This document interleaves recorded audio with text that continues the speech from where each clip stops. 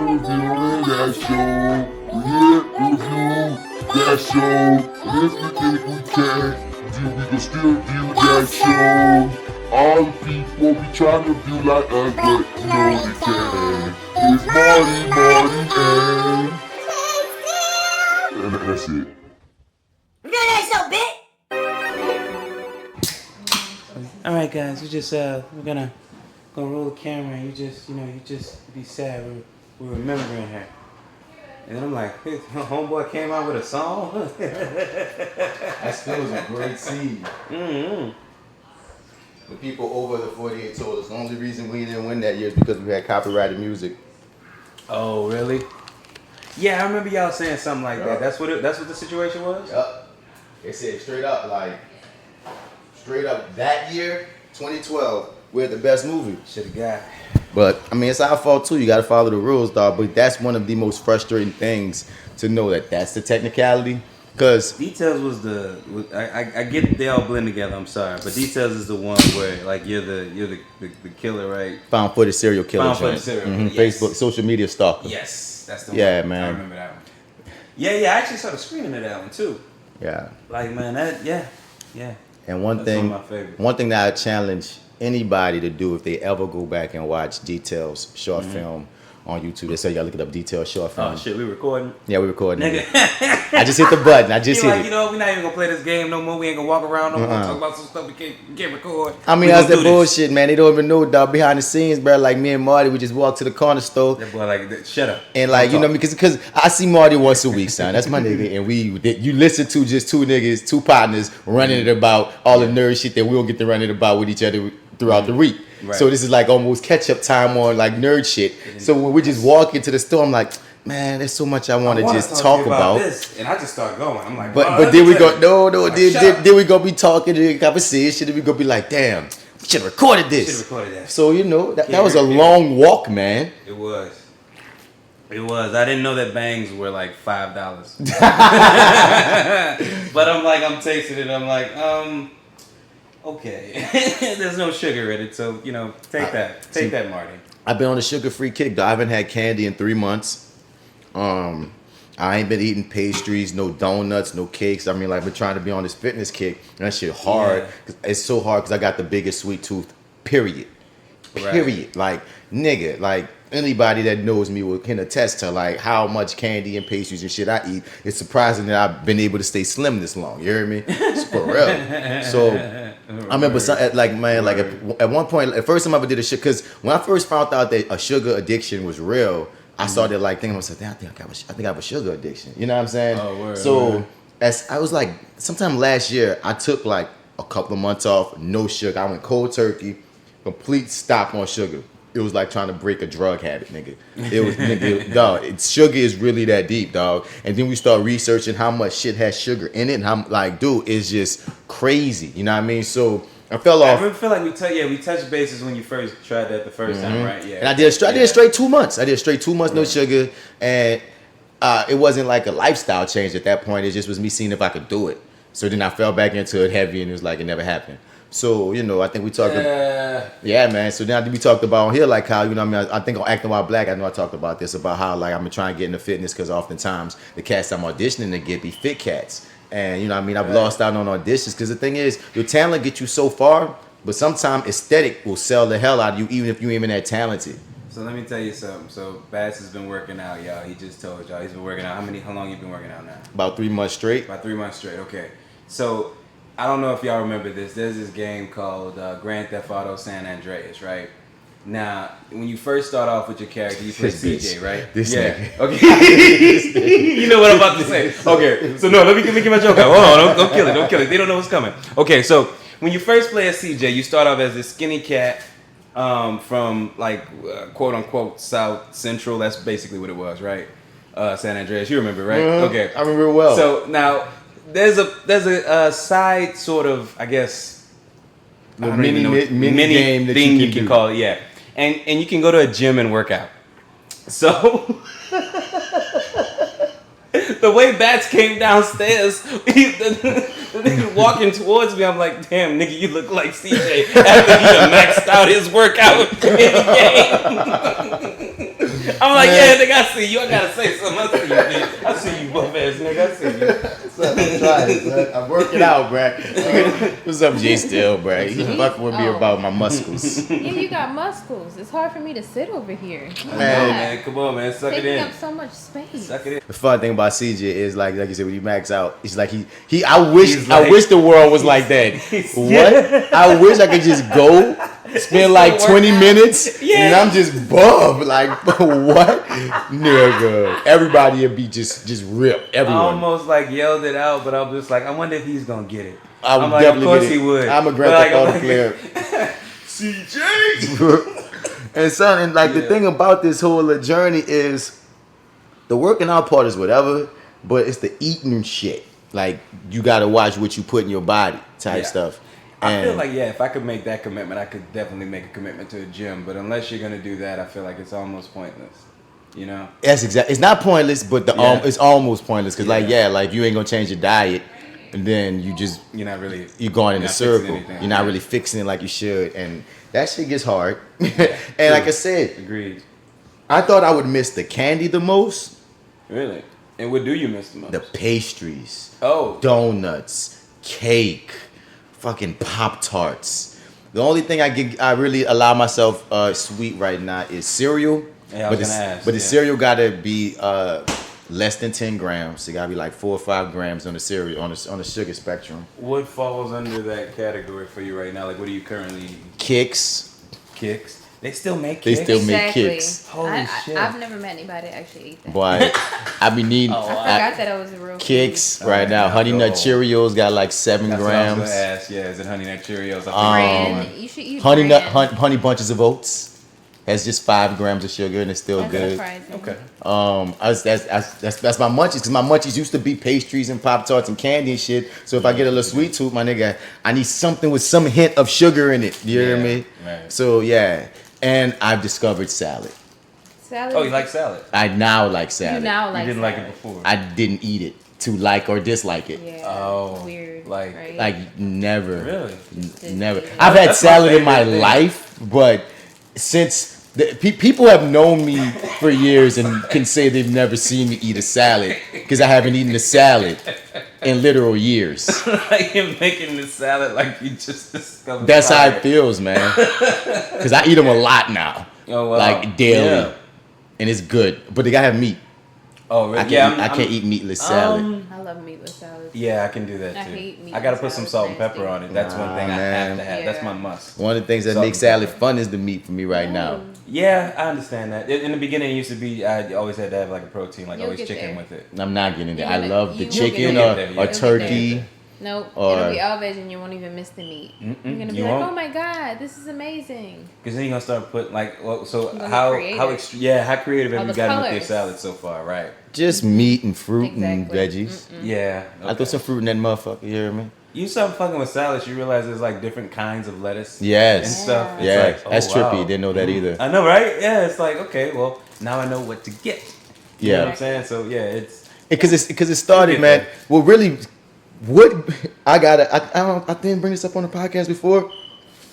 I'm working at this camp with these freaking kids, man, with B Mike at Studio B.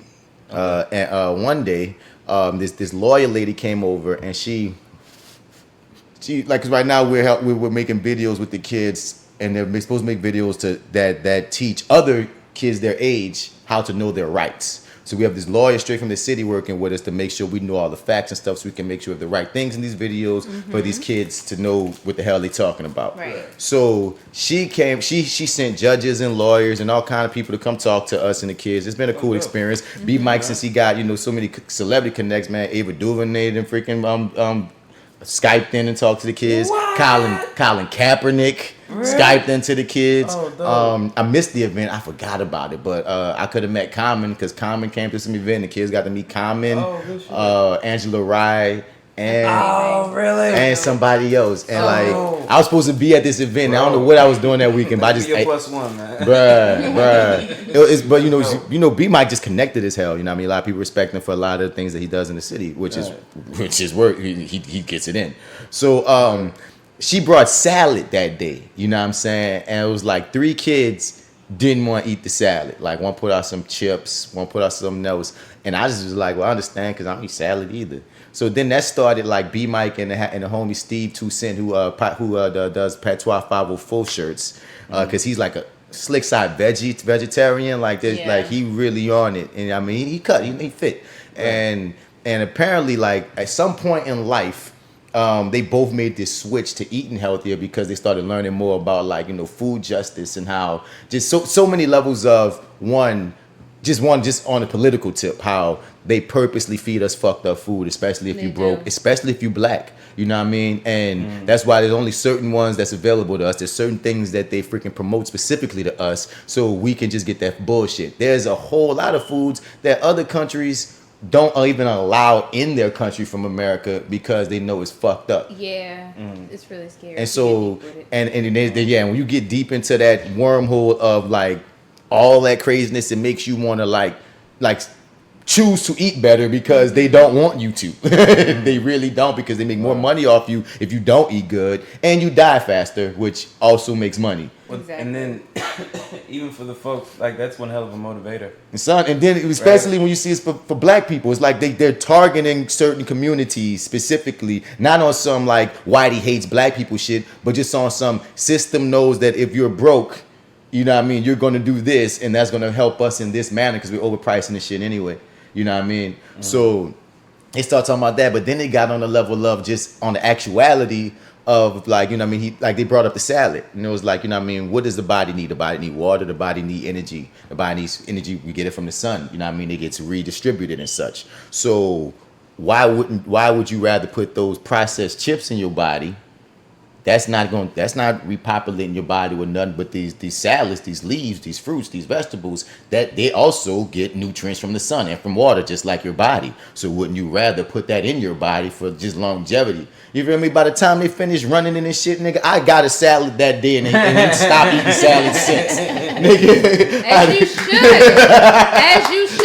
Shit, right? I've been trying to get these vegetables in your body for a long time. I always ate veggies, but it'll be like as a side. Yeah, don't make him like he 21 seconds. Yeah, it'll just be like I eat my string beans, I eat my broccoli, I eat my spinach, but it'll be like a side. It's not like my meal today is veggies. Nah, like that's what she'll do. She'll just make a salad and be like, don't you want just a salad? And that's it. That's no. No, I don't only want a salad, but now I'll take salad.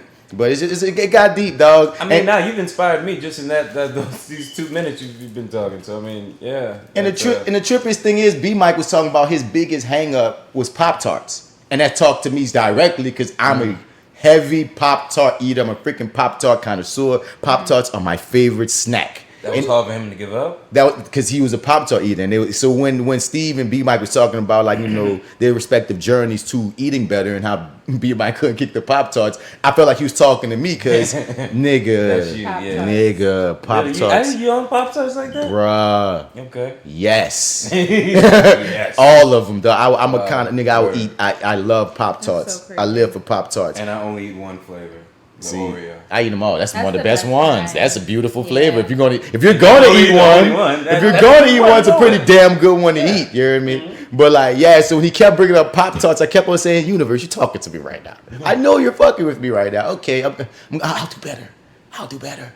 And I was already been working out, so it just kind of happened at the right time. Yeah, it made sense. Yeah, you know. So yeah, that's good. Yeah, man. That's So meant to be. they had cake today. Some kid birthday today. LaCarter. Shouts out to Carter. It was his birthday. Man. Couldn't eat none of the cake. No. Couldn't eat none of the cookie cake. It's all good though. Oh wait, But wait, look. But they got And I this, love white cake. But Like wait. white birthday cake and wedding cake is my shit. But there's a way for you Word. to still get desserts. They have this sweetener called Swerve, and it's a plant-based sweetener that has like it's very low on a glycemic index, and it's all natural. Like it's not processed sugar, and like you can make cakes and pies and all kind of stuff from it. Cakes and pies. So I gotta do that on my own. Cause I can't just go to yeah, the you store.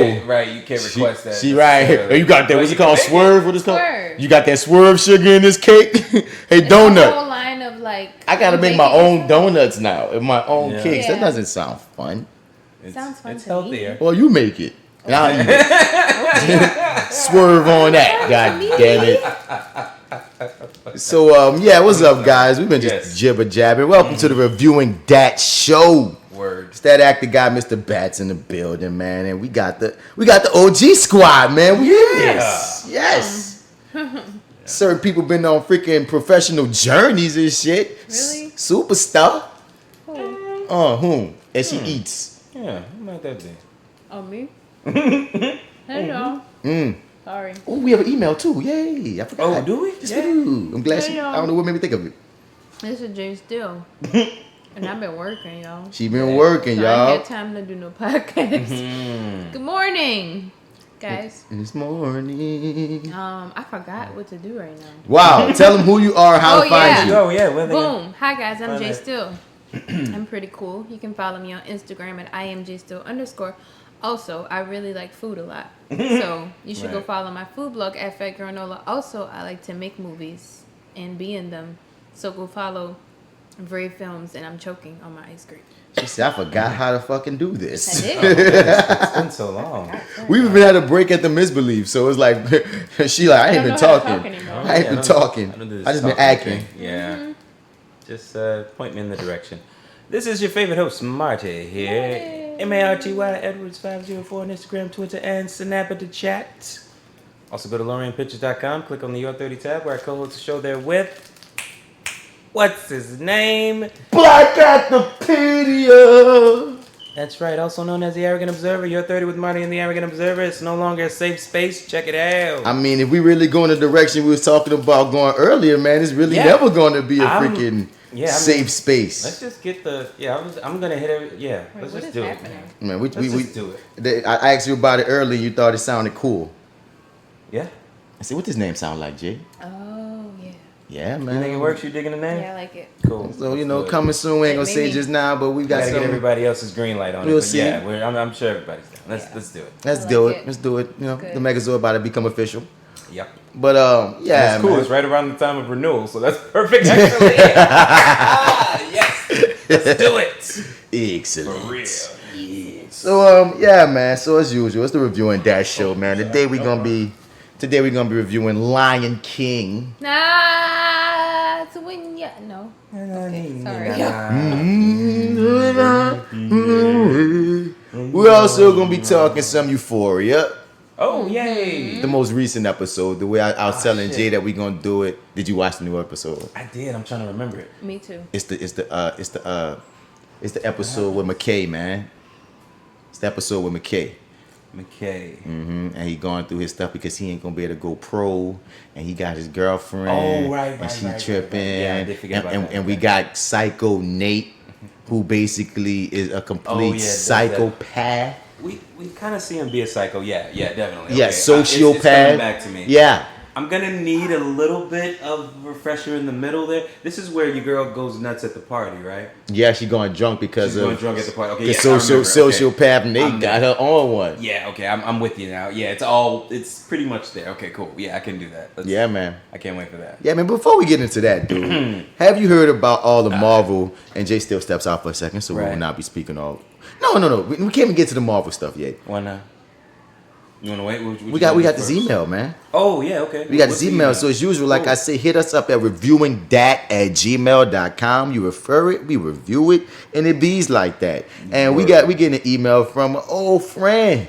She ain't emailed us in a while. Naja? Naja in the building. Hear me, Naja? How you been? You hear me? How you So been? she says, "What's up, guys? It's Naja, and I know it's been a while, but I just been lazy.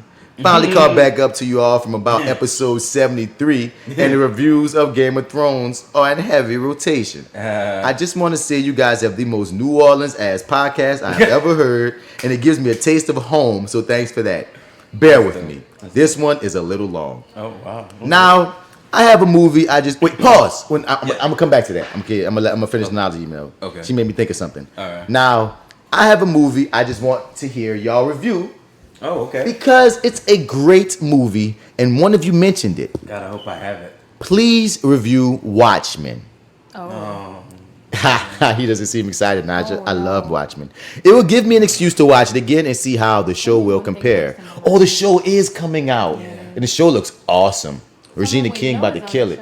Does it look awesome? I think it looks great. You don't think the show looks great? I feel like there's a dope trailer there, but I don't know if I'm being sold the same bill of goods in terms of the actual show. I'm hoping that it lives up to that. But yeah, the trailer looks great. I'm being damn show. mystic. Yeah, I need to see the show though first. Let me see it. You said someone you know. I know a guy's part of my agency that's with it, but you know we know someone Devin else. Tyler's in it. Who? Devin. Oh, Devin! And you can catch our interview with Devin Tyler on Acting While Black. Okay. I didn't know my girls in Watchmen. That's Devin's what in jam. everything. Devin gets it in. Devin. So back to Naja. So she wants us to review Watchmen. You give her excuse to that. She says That's a good point. She says I'm down with our Pats playing Batman if and only if he pulls off the gains. I've enjoyed. Weight gain? Yeah, he needs to catch some muscle. Yeah, he will. I enjoy him as an actor, even back in his Harry Potter days. So I'm kind of rooting for him because he's See? damn underrated. See, she remembers Harry Potter. Yeah, I remember that too, but I don't remember him doing You don't much. remember him in it, but like he was I mean, good I remember his face. He didn't act like he did something major. He was like him and Harry were the last two in the competition. He was like in one or two movies, right? Wait, Only one movie. Wait. One movie, right? Only one movie. That's what I'm That was saying. when they brought all the other schools from the other countries together the Goblet of Fire, thing. He had a pretty decent, like, he was an integral part of the story. What are you talking about? Shrug shoulders. Apparently, I need to watch Brightburn. Yes, you do, Naja. Because the Dark Superman thing is interesting as hell since he's usually such a Boy Scout. I'm also damn close to getting the DC subscriptions just so I can watch Young Justice, Titans, and Batman vs. Ninja Turtles. I might as well just throw them in my little coins right now. Shoot, they if you wait a little bit, they might be going half price there. Yeah, I don't know what to tell you about the DC subscription service, Naja. I don't know if it's long for this world only because they're about to do a Warner Brothers subscription service. And I feel like they're going to pull a lot of the DC material to be on the Warner Brothers subscription service. Oh, yeah. Now, I hope they're smart and really let DC their thing rock. But I feel like I haven't heard anything I haven't heard about any new original shows. Yeah. Swamp Thing got canceled after one season because they didn't have the money to freaking keep it going. So crazy. But everybody loves it though. And have you seen it yet? I couldn't remember that time you tried to watch and I couldn't do it. It didn't grab me. Never went back. Isn't there like a boycott or something to get it? Not a boycott, but aren't they trying to like get it back? Well, when it first got canceled, they tried. I don't know what's going on currently, but yeah. Titans had season 2 about to come out, but they just had a freaking set had to close because one of the stunt doubles got murdered on set. Not murdered, but died on set. Died. Because and the thing is, the stunt man got killed not even doing a stunt. Oh, I didn't know that part. Like some fluke thing happened with some car crash stunt they was trying to do, and some random piece fell off and hit him. You hear me? So that sucks. But Titans is the only thing that's coming with a season 2. Young Justice just got clear. They said they're coming back again, so I give them that. Young Justice said they're about to do another season. I mean, but that's anime. Cash cow. Yeah, but like that show alone can keep that. But they need more than just freaking Young Justice. And technically, Titans isn't canceled, so if they have a strong second season, Titans I guess is still around. Doom Patrol had a good first season. Oh right, that's right. You did like Doom Patrol. Yeah, it had a really good first season. So fingers crossed, but so far it hasn't got greenlit. I don't know. It's only like $7. So yeah, get it for now, Naja. But just know it might movie pass on that ass. Oh no. And fuck movie pass. Movie pass is the Dude, the reason worst. You call Movie Pass customer service line, they say the number you have dialed. Right you might as well, son. The number you have dialed. Dude, no longer in service. I just told you off mic that I'm a Stubbs member now, but the reason why I got Stubbs was because me and Jay was going to see Lion King, right? Mm-hmm. The tickets together on Fandango was like $23 and 60-something cents. I stared at that total. I said, why the fuck am I paying the exact price that I could just pay for this monthly service right now? For this one time I'm about to go see this movie. Exactly. To hell with it. So right there in the parking lot. Like, you know what? I signed up. Became a member. I paid a little $11 for her ticket. But I'd rather pay a little $11 for her ticket than the full $23.62. And that's all you got to worry about. Damn. See, now it's my time to convert because as we speak, I'm still with Movie Pass. Are you getting anything out of Movie Pass? Are they even operational Do you know what at all? No, let me show you right now. So when you pull up the Movie Pass app, it's been saying this since July 4th. I showed him that a couple episodes ago. Yeah. But the funny thing is, because I'm such a loser, I checked it every day. And I kid you not, like 3 days before Lion King came out, it was on. It like came back. Fluke. And then the day Lion King came out, it died again. Fluke. Yeah, probably was. It did that to TV. Fluke. You know what I mean? We're gonna be working now. Now, one thing that A-List kind of blew me on, and I bit the bait, but I shouldn't have bit the bait, is $19.99 just for your state. Oh yeah, that's petty. It's 20 something for certain states, and then it's 20 something more for everything. Yeah. You hear me? Which one did you bite? I bought it early, so I got the United States. Oh, so you got the United States for $19.99. It's not like that no more. That's so garbage. I know. And the only reason why I didn't get the $19.99 was because the $19.99 don't cancel out, like you can't even use it in like Georgia or something. It was something weird that made me go, let me get it so I can at least use it in Georgia and Florida. But I'm paying like 21 something. My coworker had signed up for it afterwards. The one, we talk about movies and stuff. Yeah, the one that sucks. Yeah, and no. he was telling me about it, and we looked up my account, and it said I was signed up for all That's so 50 crazy. states. Well, you signed up at the right time. Yeah. I'm sorry, bro. Meanwhile, us morons. No, I gotta apologize because I totally cursed you out of my head, Oh, and I didn't feel good about that. no. So let me apologize to you out loud, motherfucker. No. I understand. That went so Yeah, I know. It's like we were having a happy moment. We were in a good place. Let me finish Naja's email, man. Striking Oh my God, Vipers. there's more email? Yes, more email. She said it was gonna be long. She gave us a heads up. All right. She said, "Striking Vipers." Enough said. You right. You right. You right. Dark Phoenix would have been better without the X-Men title and backing. Well, guess what, Naja? It did not have an X-Men title. Go back and look it up. They did they pulled the X-Men title from that. That movie is called Dark Phoenix. It's not X-Men Dark Phoenix like every other X-Men movie has ever been. No, it's only Dark Phoenix. Read what she said about it again. What was her thoughts on it? She said Dark Phoenix would have been better without the X-Men title and backing. Well, we can't do it about the backing. Yeah, okay. Never mind. It should never have made it. They need to find a way to get the X-Men back into the game because the potential is endless. Hopefully to get the right writers and directors, though, because they trashed them in the latest franchise. Speaking of Marvel, I love Keanu Reeves as much as the next nerd, but I like him better outside of the box. Now, pause before we get to that. As far as the X-Men thing goes, like we about to get into a little bit of it, but they just announced their Phase 4 and their Phase 5. A lot of the movies and shows coming out, and they basically said Fantastic Four. They're developing that now. The rumors are that something that we kind of touched on before, that they might make it that the family existed back in like the 60s or something with the first Ant-Man and all the people from that era, and they got sucked into one of those dimensions, just like Ant-Man's wife. So when they come back, they're like retro, but they didn't age or anything.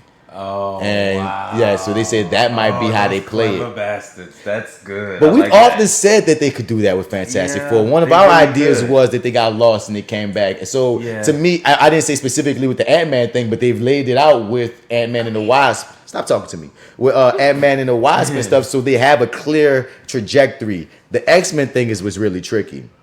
Especially when you talk about in Spider-Man that they said it was a multiverse, but then they wound up being really true. Yeah. Even though the creator, the producer, Feige said the multiverse concept does exist. Yeah, but it's not been established yet. Yeah, but then doesn't Doctor Strange's title tie into the multiverse? Yeah, because they're calling it like the multiverse of madness or something like that. Right. So I guess we're going to get more of it there. That's supposed to be their first foray into horror, but we'll come back to that. Oh, I can't wait for that. But me too. But I'm just saying, X-Men. He's saying they're getting to it, and Fox has had the rights to X-Men. That's a whole nother freaking company. What Marvel is going to do with X-Men, I'm more than sure is going to be amazing. Did they state though that is this a rumor, or did they state that it's going to be 5 years until they touch the X-Men? Oh, I don't know. Like, did they say something like that? I heard that rumor, and it makes sense to me because when you look at everything that they announced, like they announced. Freaking, we gonna get to it. They announced so much stuff. Man. Like, us to that and it takes a couple of years of movie. Like, it takes a year to make each one of them, and then you got the promo and everything. It's like, I feel like their strategy though would be to not grab any X-Men that have been prominent in the other movies to sort of start with I anyone disagree. else. You think so? I think they're going to, because the thing is, how you going to do X-Men without people that have been prominent? They got to use Cyclops. They got to use Jean. You know what I mean? The We Wolverine. Disney, baby. We tell you who to love. I understand that, my dude, but if anything, I think they might actually be bold enough to just go with the original 5. We've never seen the original 5. I feel like Disney gonna Vince McMahon us and be like, no, this is who you supposed to love, man. I think they're going to go with the original 5. You think? Because they weren't presented like that. What do you mean, like Cyclops, Jean, Rogue? She's not that's original not 5. Nah. Okay.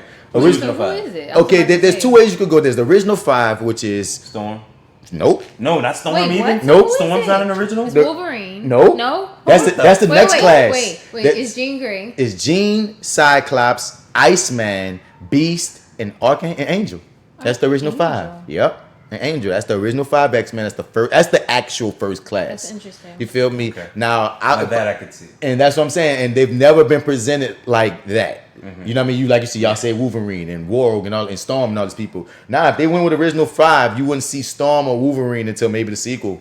I don't think they're If gonna you do saw them a at all. no. They're not gonna do a They're not franchise gonna without do Wolverine and yeah. Storm. Yeah, and they then have to. and then all in that big ass gap in conversation that came out of the fact that Storm has been wasted in the franchise. Period. There's a big contingent of fans that's got their foot on Disney's neck right now to say don't fuck up Storm. So you got Wolverine, who's a proven cash cow. That's like doing the Batman series and never having freaking Joker pop up or something. He's a cash cow, and you got Storm, who's their what? big black elephant in the room. They're gonna have them eventually, if not the first film. Like I'm saying, Do they you might. feel like do you feel like they have the power though to sort of rebrand who Wolverine is, like so that we could accept whoever this new chucklehead Hell is, yeah. and not think of Hugh Jackman. Through You're the gonna whole thing? always think of Hugh Jackman, but the beauty is this: they have an ace in their sleeve that they are introducing a multiverse concept. You hear me? So with that, people even have rumors of Tobey Maguire could even show up in a Spider-Man movie in the future because, like in the cartoon Into the Spider-Verse, you can delve into other universes. So at some point, anytime, if they want to do an old Logan and they want to just pull Hugh Jackman in to play the old Logan character, they could if they felt like it. But I think what they're gonna do is get away from Hugh, and they're gonna cast somebody of caliber that will make you forget about Hugh. Disney's smart. Forget about him. Disney's smart. Yeah, Marvel I'm is never smart. agree. They're gonna do it right. But first movie, maybe not. Because that's the thing, is the original 5, and then there's the next class, which is what we grew up with in the animated series, which is with Gambit and Rogue and Storm and Wolverine. Because that was like this huge selling comic book when that's the Claremont class. When Claremont started writing for them, he brought those others to prominence, and yeah. Is the Gambit movie like canceled? Gone. I was just Gone. about to say that. Completely I'm so gone. tired. Completely Like, gone. Of them talking I about it followed and never. development of a bunch of movies, and that's just one of the ones I've been like, dog, like y'all been talking about this forever. Where is this? Because I like Gambit. I think Gambit is like one of the coolest X-Men, and he's from Louisiana. Yeah. New like, Orleans. Right. I He's from always New wanted Orleans. to see. Okay. Oh, he's from I New always- I Orleans? didn't know Yeah, that. bro. I didn't know that either. I thought he was like from, Gambit From is- somewhere in like Bon the. Ton. He something. he had to have issues with motherfuckers out in Bone Tongue and all that, but that boy from New Orleans. When you look him up, it says New Orleans, Man, Louisiana. I wanted my Okay. Gambit, and he never was in any of the movies. He was in one of the one of the Wolverine One of movies, the Wolverine ones that- Origins. and that was the whack one that you don't have to even watch. Is It that the one was. with the fake Deadpool? Yes. Yeah. Well, yeah. Yeah. Yeah. It was We can call him. garbage. I'm like, do we want to? Yeah, he's fake Deadpool. Yes. Yep, Let's go with played that. by Yes. Ryan Reynolds, but still zombie, not. zombie Deadpool. Yeah, zombie We have pool, the- Zompool. We have the real one. Back to this. She says, speaking of Marvel, I love Keanu Reeves as much as the next nerd, but I like him better outside the box. Oh, and I'm not going back to the movies for Endgame again. Well, they did surpass Avatar, so they got their gold. Good for them. One rumor is, you said Marvel, but one rumor is DC wants Keanu Reeves to be Deathstroke. Slade. I don't think I want him for that. No. But Oh, that's so one we, rumor. we're throwing Joe Maglianello or whatever the hell his name is. Oh, that Did guy. I get it right? Yay, somebody. How do you say like his name? Wikipedia. He's probably saying he finally got it right. Yeah. But is it when he Yeah, and when we had Ben Affleck as Batman. Oh right, that's right. We're just getting Yeah, we're the whole, all yeah, of it. everything associated So, with that. Jesse Eisenberg is no longer Lex Luthor. It's They haven't all- officially said that, but that's what it feels like. Because the thing is, too, they don't know what they're about to do with the Man of Steel franchise. Henry Cavill said he still won't be Superman, but they have nothing on the docket because they don't know what they want to do with it. There's this huge rumor that they want to do a Supergirl movie, even though there's a Supergirl TV show. And it's on its last leg. Man. And why do you want to do a Supergirl? I know why you do, because right now, you know, the whole women's movement. I'm for it, pro pussy. Let's go. Just but make a better Wonder Woman. But man. I'm saying, how come you can't do both? Like, I'm all for a Supergirl movie, but how come we can't also have a cool? Because y'all have not conquered the Superman movie, and you're so close. Like, Man of Steel was cool, but better. If you took the directions you did with Superman and Justice League, as whack as the movie was, they took good steps. They got Superman was right. The best part. So if you just use that Superman with Henry Cavill and write a good script with a great director, you could have a cool franchise. Yeah. But instead, we have 2 animated Superman movies about to drop. One is Man of Tomorrow, which is like a year 1 story. And I mean, they're gonna be good. DC make good animated films, but we want to see some live action. I'm just kind of like, I don't know. You kind of like they're running out of ideas. Like, don't get me wrong. What it feels like. Right? Nope. I enjoyed very much so. Like we talked about, I enjoyed very much Batman and the Ninja Turtles. Mm-hmm. But I mean, like now at this point, now I'm just kind of like, Hush is about to come out. Yep. It's like, okay, they're just gonna keep churning out these dope ass animated movies, and it's like that's what they're gonna do. I'm gonna take them too. Yeah, okay, fair enough. Yeah, I'm just like that's it. Is that it? I hope it's not it. I want more, but I still like it. Like that Superman Red Sun joint about Nazi Superman was a cool comic book, and they're making a movie about that. Like what if he landed in like Russia and was like riding for them instead of Kansas, and they made that was a comic. They're making an animated film. And so I'm saying, so they're making some cool shit with the animated. I just wish they made cool shit with the live action. Yeah, I mean, like at some point, it's kind of like y'all are just playing stupid to not meld these two things. Like somebody is working in these animated movies who knows how to make this stuff work on some way, knows how to bring it to life. Why can't you put those two things together? And I'm not gonna let you slander my DC like they have not been on a roll. Oh, okay, yeah, fair enough. They have been on a roll. They've been on a roll. Finally. I'm by the skin of it. Yeah. You're right. Like, bro. You're right. Like, they were a hairline away from being like, oops. Dog, they're still one bomb away. That's why they have to really. They got to do nothing but hits. That Joker movie has to be great. That next Suicide Squad with James Gunn has to be great. That Birds of Prey has to be great. Who's the director of it? I don't know who's the director. But yeah, hopefully we'll see. Early talks of Ewan McGregor playing Black Mass as the villain is pretty good, but like everything that's coming on their slate that's a fish, because you know there's things that they announce that never come, and there's shit they're actually shooting. Birds of Prey they've been shooting, so they can't. That's coming out definitely. Okay. Suicide Squad with James Gunn is working on right now, so that's definitely coming out. Joker's finished. So it's definitely coming out. So all 3 of those joints got to be great. They can't mess up. Marvel is so great right now. They can't do nothing bad or people, because that's the thing.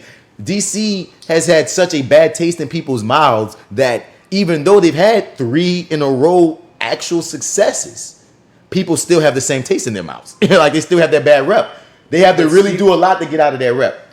But all it takes is like one good movie, like that word of mouth, like Aquaman. Nobody expected it to be good, but people still got that bad taste for DC, even though Aquaman was a hit, even though Shazam was a hit. True. People still talk that shit. That's what I'm saying.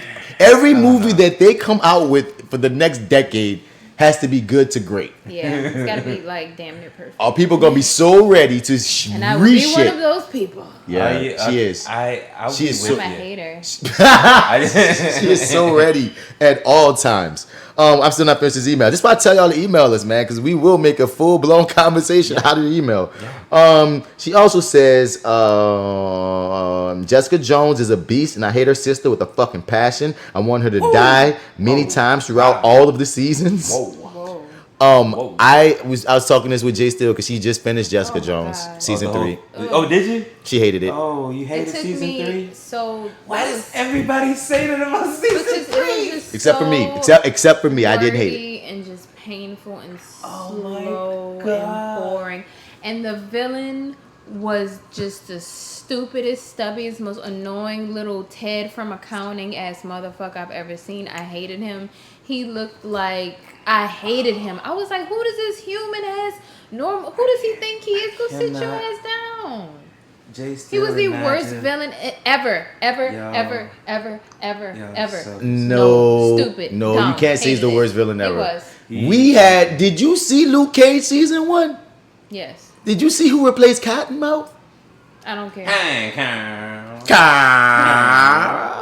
I think we had a lot of better. I said what I said. He was the worst villain ever. I got you. See what I said. I'm gonna say two. I'm gonna. We already did a review on Jessica Jones. I'm gonna say two things about this. No, my goodness. One. Y'all hurt my feelings. One. Naja and Jessica. Jessica even agreed with this one point I'm about to make already. Even through it all, I think story-wise and character-wise, the story that they told with Trisha's character from season 1 to how it ended in season 3, I think was great storytelling. It was interesting. She really got a rise out of you. As much as you hate her, that means she affected you. Yeah. It was a very interesting story to see someone who wanted to be special and wanted to be the hero so bad to the point of obsession, to the point that at the end of everything, she wound up being the villain and didn't even realize it to the very last. That's her story. If you just take her story, and it's trippy because it's called Jessica Jones, and we've been rooting for Jessica Jones. I've been hating Trish for the longest. But if I just take her story, and if I was to watch season 1 of Jessica Jones and only keyed in on her, knowing where she's going trajectory-wise, and follow her story to season 3, that was great. Just her story. Agreed. I'll give her that. Yeah. Agreed. I second that. I feel exactly what his words. And the second thing I want to say, bouncing off what J.Steel is just talking about as far as this villain goes. The problem with this villain. Yeah, I don't like him. No, the problem with and that's the thing. And that's what lets me know he has the potential to have been a great villain because he naturally makes you not like him. Like that, like the motherfucker from Umbrella Academy. I could not stand the one that was coercing not 11. Big Boy? No, Mary J. the bitch made nigga that was dating old girl. Man. He was so slimy. He was getting her to turn on all her siblings and stuff, man. Juno, old man. Right, yeah, squirrely face. Yes. Something about that person, that actor, was so naturally unlikable. And there's certain actors and certain people that give that off. You get what I'm saying? So that actor, the way he's gotten under Jessica's skin, the way he's gotten under your skin, I think he had the makings of an incredible villain if they did not cut his balls from him. If you're going to go with a mastermind type of villain who his cachet is his brain, how he's always 5 steps ahead, how you cannot outsmart him, you have to let him win a lot. The only win he really got to me was he killed Trisha's mom. Right. That was a major W. But beyond that, he did nothing lasting. He kept talking that shit like he was so many steps ahead, but Jess and Trish kind of fucked it, like really beat him up, really canceled every plan he had. Like he has to be the type of cat that has plans on plans on plans. Fair enough. He definitely would have went to prison had she not killed him. Yes, like he would have ended he should be the type that even in death. He has a plan. That's a machination. When you're going, Mysterio'd this whole thing. Yes, right. When you're going with the mastermind villain, since they can't fight the hero with the fisticuffs, like you have to really let them. They have to win. That's what made That's what made Purple Man. That's what made Kilgrave so great. She really couldn't defeat him. He was super powered, but he had no hands. He couldn't fight. But he had the power of his brain in his mouth, and he was outsmarting her, and he was using he had such a hold on his powers, he knew what to do, you dig? Kilgrave was amazing, you know what I'm saying? They never really matched that villain ever again. But if they would have had this villain in season 3, if they would have had him really win, like, damn, Jessica, we don't know how you gonna get out of this. This nigga done turned, because he came close, like, he turned the people against her, but not really. You know what I mean? He killed these people, no, real wins would have made him a lasting villain. Like Trish echoes more as a villain than this guy when they both could have been echoing. I mean, I feel like for the most part, he was always a step ahead of them. And he knew how to play to their weaknesses, which was, keeping them wanting to keep the other out of harm's way. Like I thought he played on that really well. In terms of I think he was just a not so intimidating villain to end on. Like, this is our final season. This is the guy we're ending on. It's like, I would have preferred really to end on Kilgrave if this is sort of that we were only gonna get 3 tries at this. Yeah, man. Me and Jay were talking about how it was such a waste to kill him, even though in that story, the way they told it, there was nothing else they could have done. With the villain in this No, season? Kilgrave, season Kilgrave, 1. yeah. Because killing Kilgrave was a big loss. Because like the mom in season 2 did not match up. As much as I love the Trish thing, that's a reveal type villain. Really be the villain. You know, we didn't really even have a real villain in season. It got muddy. But damn, all that came from talking. Jay, you stepped out when I was saying that. But we already talked about this. I was saying that guy, the season 3 villain, if he was really a mastermind that got wins and just wasn't talking all that shit and still getting beat up, he would have more impact. All he really did was kill Trish's mama, and that just made Trish a better villain, if anything. He just felt unqualified. He was just like this regular ass nigga that just was like, I'm just gonna kill. Like he talked the talk like he was the smartest of the smart, and he never. He was like a pussy Joker. Like, yeah, he gave her like, you the just Harvey this Dent regular push. ass, bland ass white man trying like go sit your ass down. He just pissed me off. He even got his ass whooped in the wrestling I wasn't thing. even scared of him. He I just know. pissed me off, man. There's all these He moments sucked. where he probably should have at least gotten a moral victory or a mental victory, and he just kept losing. He wasn't even creepy. He was just annoying. He had Not no in a good concept of way. the room. He had no tone of the room. Like he's like, so annoying. they're gonna see you as someone who Like, cheated. this Like, nigga no, is they calling- love superheroes. You idiot. Right, they love superheroes, Oh, you okay. freaking idiot. To finish off this email, Spider-Man was great. Jake Gyllenhaal is the fucking man. Yes, he is. He killed it. And a great villain. Also, I'm not really into any of these live-action Disney remakes, like none. That's going to be an amazing segue into what we're about to talk about. Oh, wow. You guys are recommending so many shows I need to get to, but the way my anime binge is set up, I kind of got to finish Bleach first. Thanks for doing what you do and keep it up. Thank you, Naja. Naja, how is Bleach?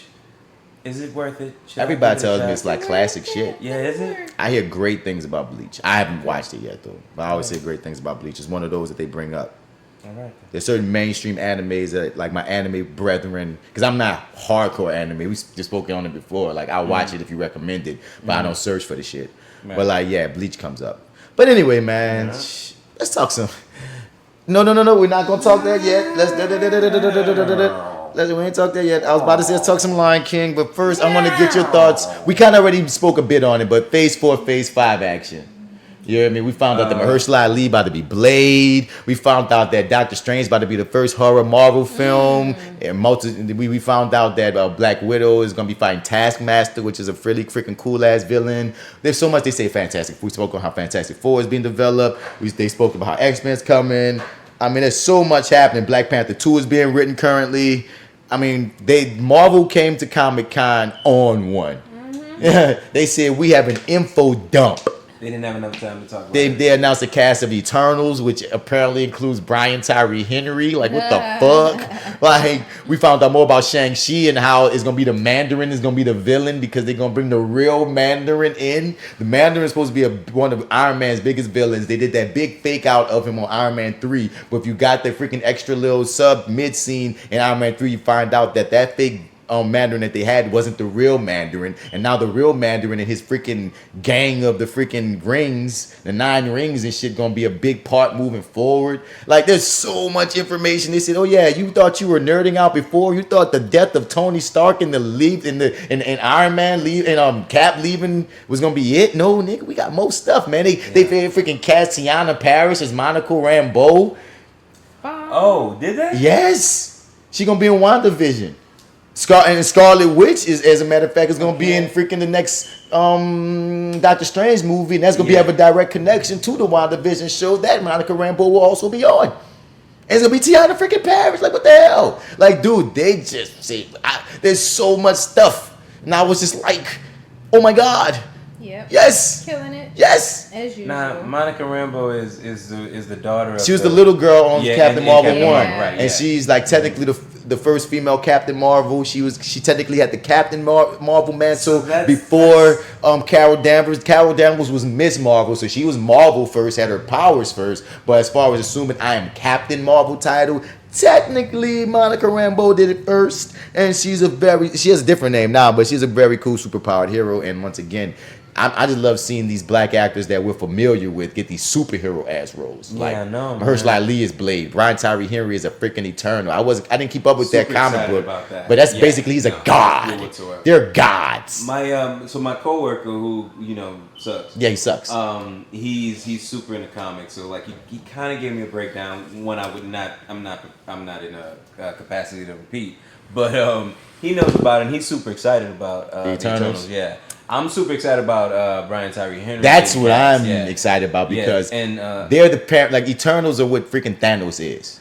Oh yeah. That's his species of motherfuckers. Yeah. So imagine, that's the caliber of power that our partner Brian. I don't understand as your little Jolie and fine, cool. No, I'm focused on Brian Tyree Henry is going to be a god. Even Jeffrey Wright is going to be the Watcher. That's another thing. Yes, they. Okay. Like I'm just like black people and kind of nerd folk, and there's something else I'm not thinking about. What? Guys, just off what I gave you, what you're saying, because I'm trying to think of something else. There's something else that nerd, my nerd self was like, wow, even more wow. I guess so here's what I'm gonna say. Anthony Mackie's definitely the Captain America for us. It's Garrett. They say that's official. Oh, okay, yeah. Yes, he's going to be Captain America, and that show with him and Winter Soldier are going to be showing how he's building to be Captain America. Loki from Endgame has his own show that when he disappeared, that created a whole nother little line. So Loki ain't dead. Right. He got his whole show off of that character, that piece of Loki getting right. Yep. Okay, that's what I figured they were gonna do. That makes sense. It's so much. Yeah, it's a lot. So much. I turned my nose up a little bit when I heard that Mahershala Ali was cast as Blade. Why? What? I did. What is? I've only one gripe with it, and it's minor. But what is yours? I was just like, I don't know. I didn't see him as as my Blade, I guess. And then who's your Blade? Right. Wesley. No, nigga, he's 60. No. Someone besides Wesley's. Now we know that's Blade. I don't know. That was my guy. What's cool is he's supposed to get a role in the movie, and I told you before that he should be Whistler. I hope they let him be the new Whistler. But continue. But yeah, no, it was a sort of a knee-jerk reaction, because Mahershala Ali's awesome, and then that stupid introduction that they gave, like, oh, it's because he won his Oscar for Green Book, and when Mahershala Ali calls and he's won that Oscar, you gotta pick up the phone, and I don't know, I just didn't like that. Anyway, but I just didn't see it, and then I don't know. Now I'm super excited about it. I kind of can't even really connect with what that feeling was. Because now I think it's awesome, but at the time when I heard it, I was like, I don't know, but I love it now, so I don't know. I thought it was perfect casting. I jumped for joy. I was very excited about it. Yeah. I mean, I couldn't really. Yeah, it just fit perfectly. Yeah, I kind of wonder what direction sort of they're gonna go with Blade in the Marvel Cinematic Universe. I mean, we're not gonna see it for a few years, and that's what makes that's what kind of my minor gripe. Because that's the thing. Okay, when we've talked about who would be cool Blades, and one of my first thoughts was Mahershala Ali from the dump, but then I was like, he's 46 right now, and like that's my thing with everybody's like, why Wesley couldn't come back? Wesley's 57. You feel me? And they're gonna finally invoke 10 years older. They're finally he is 10 years older, but I'm just saying. Wait, I'm gonna get back to that. Right, but like they about to finally bring Blade into the Marvel Cinematic Universe because he wasn't in the MCU before, and that makes me think, okay, of course you're trying to make a trilogy of films, and a trilogy at least is a commitment of at least like 10 years. So that's why I'm looking like you can't get Wesley because he's gonna be 70 in the last film playing an ageless vampire. Come on, I know black don't crack, but it does stretch. Bro, Keanu Reeves is gonna die as John Wick. Okay? That's fine, but I mean, when you bring Blade in, I'm not trying to have him start as old man Blade. I want Blade in his prime, and that's what Mahershala Ali is going to be able to present. But I'm mad that they're saying it won't come out till Phase 5, meaning it's another 4 or 5 years before we're going to see Mahershala's Blade. Meaning he's going to be like 50 something, or at least 50 when we finally see him put it on. Now, of course, he's going to look 40 because that's just the way it goes. Yeah, and if he stay in good, I think it'll be fine. And if it stays in good shape, you know what I'm saying, it's gonna be able to rock. But it's like I kind of wanted someone more in the late 30s because I don't want a young ass Blade because Blade gotta have that presence. Yeah, that presence of like he feel like your uncle, man, or somebody daddy that he don't know he got illegitimate kids. Like he gotta have a certain presence about him that you don't feel like you could call Blade a young buck. Hey, young buck. No, you want him to feel like a oomph. You know what I'm saying? Daddy. But that's what she said. That's what they gotta feel like. Daddy. But I didn't want her to be old, so I thought like how Chadwick Boseman took on Black Panther, who was like 37, you know what I'm saying, 36, 37. Yeah. And somebody around that range starting as Blade, I think would have been cool. But I'm not mad at us getting Mahershala in the least. I am never mad at Mahershala. One of my favorite actors right now.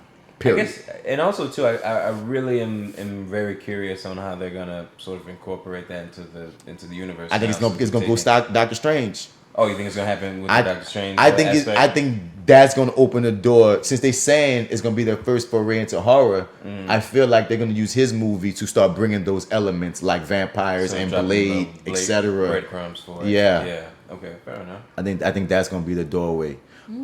We even have female Thor happening. Yeah. Yeah. So, and I never really looked into the Jane Foster Thor comic. Well, no, the Natalie Portman sort of leaving the Marvel Cinematic Universe not on such good terms. Yeah, she left it. Yeah, she left it. Yeah. Yeah. She said she had no interest in doing it. Yeah, and now she's sort of coming back as female Thor. So I mean, there's got to be something to sort of bring her back and have her invested again. So I mean, they said you could be Thor. Thor. Yeah, that's what brought her back. Listen, we got something really good for you. You're wanna gonna be Thor now? You're gonna be Thor. You're gonna be Thor. Let me hold the hammer. Yes. yeah. She said hammer. She said I kind of had hammer envy. Ha ha ha. Hold the hammer. And yeah, no, I'm interested in that very much. my only issue is what you just said, and about how she left. And my thing is, the Jane Foster character has not been that prominent in the MCU in some years. Yeah. So for her to come back around now and she's about to be very prominent, like that's what kind of throws me off. As much as I like when they stick the comic book roots, and yes, in the comics, Jane Foster became Thor. She got this sickness, so she was going to die. So so Thor gave her. It was like Thor wasn't worthy at the time because he was doing some fuck shit, and Mjolnir, the camera, was basically keeping her alive, like legitimately, and that was the storyline of like she was being superhero Thor while she can, because even though it was keeping her alive, she was still dying. So you know what I mean? I don't know how much of that they're gonna keep as far as Jane Foster Thor. It just seems like they're just on this kick up. We trying to be diversity. We trying to give women chances and black people chances and Asian people chances. We're trying to just be the shit. And I'm not mad at you guys, but I think that was more of the reason of doing female Thor than the story's natural progression. Because truthfully, if we're gonna follow the story that you're actually telling in the Marvel Cinematic Universe, Valkyrie should have the hammer. Yep. I understand that y'all making Tessa Thompson a big deal as the first LGBT character, but truthfully, if we really gonna say who's relevant, who makes sense, if we want a woman wielding the hammer, Valkyrie should be female Thor. That makes more sense from what you've been telling us, what you've been showing us. Even though girl ain't been around no more. What's her name? The warrior chick, from Thor like 1 or 2. She was with the squad for a while, and then she disappeared. Oh yeah. The chick who showed up in Oh yeah, that girl. Yeah. What was her name? Seraphim or? I forget her name, son. But like, I remember. Yeah. She's a powerful woman too. But I don't mean give her the hammer. You stepped out. But I was just saying how Tessa Thompson character makes most sense to have the Thor hammer. You know than what? Jane That does Foster, make a lot of sense. based on what the stories have been told with her. That's She's true. currently the queen, right? Yeah, she is. So I was watching this YouTube show that sort of froze. That froze a photo of Comic-Con with Mahershala Ali on stage putting his hat on, and she was just looking at him, looking all sad, like, I was supposed to be female Thor. I mean, and they were just making a joke of it. It was just like, yeah, that's kind of I really feel like she should have been. I understand she's still in the movie. Chris Hemsworth is also still in the movie, so it's called Thor: Love and Thunder. That sounds weird, but Sounds like a porn. honestly, all of their titles kind of suck. Thor, Love and Thunder. The Madhouse, the multiverse of Madness sounds stupid. WandaVision sounds stupid. WandaVision is the worst fucking name ever. Dude, all these names that they've been coming That with is the sound worst dumb. thing But I know the movie's gonna be great. I feel like they've been running with Can the first somebody- idea they've gotten on everything lately. What's the what if thing? Oh, that's gonna be cool. Yeah, what is that? It's They're like gonna an animated thing, right? It's gonna be an animated joint where they tell stories like, what if Deadpool got the Venom suit? What if like they're gonna tell cool stories with their characters and flip the script. Gotcha. Word. Okay. Sounds cool. Yeah, Yeah, I'm interested in that. I think that's gonna be That's really gonna be cool. real fun. Yeah. I wish both companies did that because I think because DC does it often with their Elseworlds tales, and like I just love that what if concept because it frees up all kind of new stories. And this is going to be for the streaming service? Most likely. That's what it sounded like. Right, okay. Yeah, I'm down for that. That sounds fun. What else? What else? A lot of possibilities there. It's just so much, dog. And of course, over the next few months to years, we're gonna be talking about all of them more in depth. I was just looking at like all of this stuff is happening. Disney, y'all ain't playing no Marvel. Y'all not playing no games. And what's the show with the Asian character? The Shang-Chi, yeah. I'm kind of interested in that.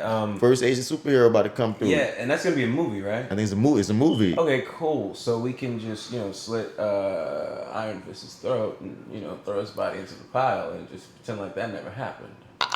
By the looks of it, the entire Netflix Marvel feels like its own. Happened, yeah, I feel like it's its own. I feel like Mahershala Ali being cast pocket universe is them sort of saying, yeah, we don't know them niggas.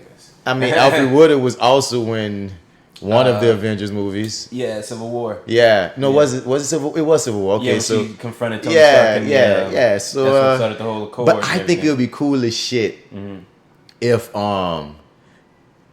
like let's say they didn't completely cancel the Marvel series, right? And at some point, like Luke Cage met Mahershala Ali's Blade, and he like, you look familiar. And then Mahershala Ali says, and Mahershala Ali just says, I get that. That's so Blade. That'd be so Blade. But let's move into the to Lion King, man. Let's talk some Lion King talk, y'all. Word, it's happening. It's happening, bro. I just had to nerd out right quick on Marvel. Spirit. My knees, This girl is so goofy. As soon as that Beyonce Spirit song hit, Oh, y'all, that ruined the whole movie. this girl didn't even give it 5 seconds, G. Yo, that ruined the whole. As soon as that song came on, she turned to me and said, I hate it. Like a commercial. I didn't feel that It was way. awful. Let's get into initial thoughts on the entire film. How did you feel? I said it off mic. This film is the most divisive. Like, it was this big divide. You see people on the timeline that's so in love with this movie, and there are people on the timeline that thought it was the most trash thing to ever be created. And when Lion King dropped, all kind of shit was happening on my timeline. Again, I had the people who loved it, thought it was amazing, thought it was great. And I had the other people that was like, I don't want to watch National Geographic. This sucks. Fuck it. So they butchered my hero. So let's get into it, man. So I unfortunately heard a lot of like hearsay and things from people before I saw it. And I didn't want it to like destroy my image of it, but I figured, I was like, well, I've seen Lion King a million times. I mean, I don't mind hearing certain things from people. But I honestly was surprised because I expected it to be like way worse than what it.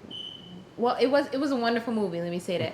But I expected a lot of like, most of the things I heard were, this movie was awful. This movie was nothing like the original.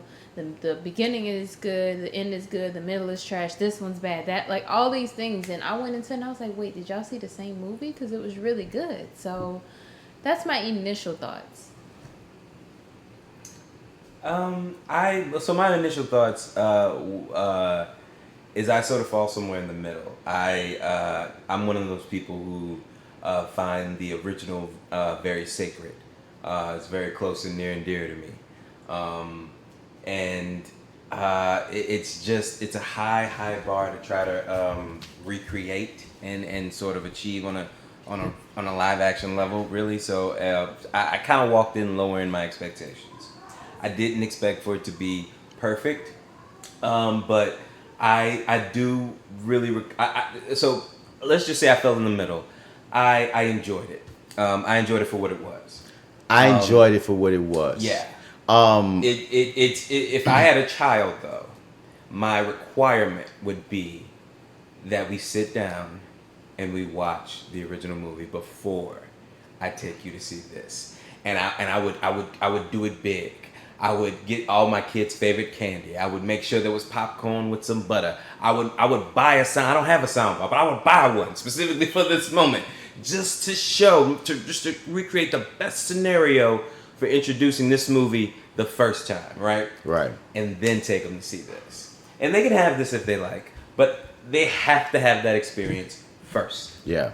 Because this shouldn't be your first time seeing it, in my personal opinion. Yeah, I made the post on Facebook that you know how they have that like theater actors versus film actors.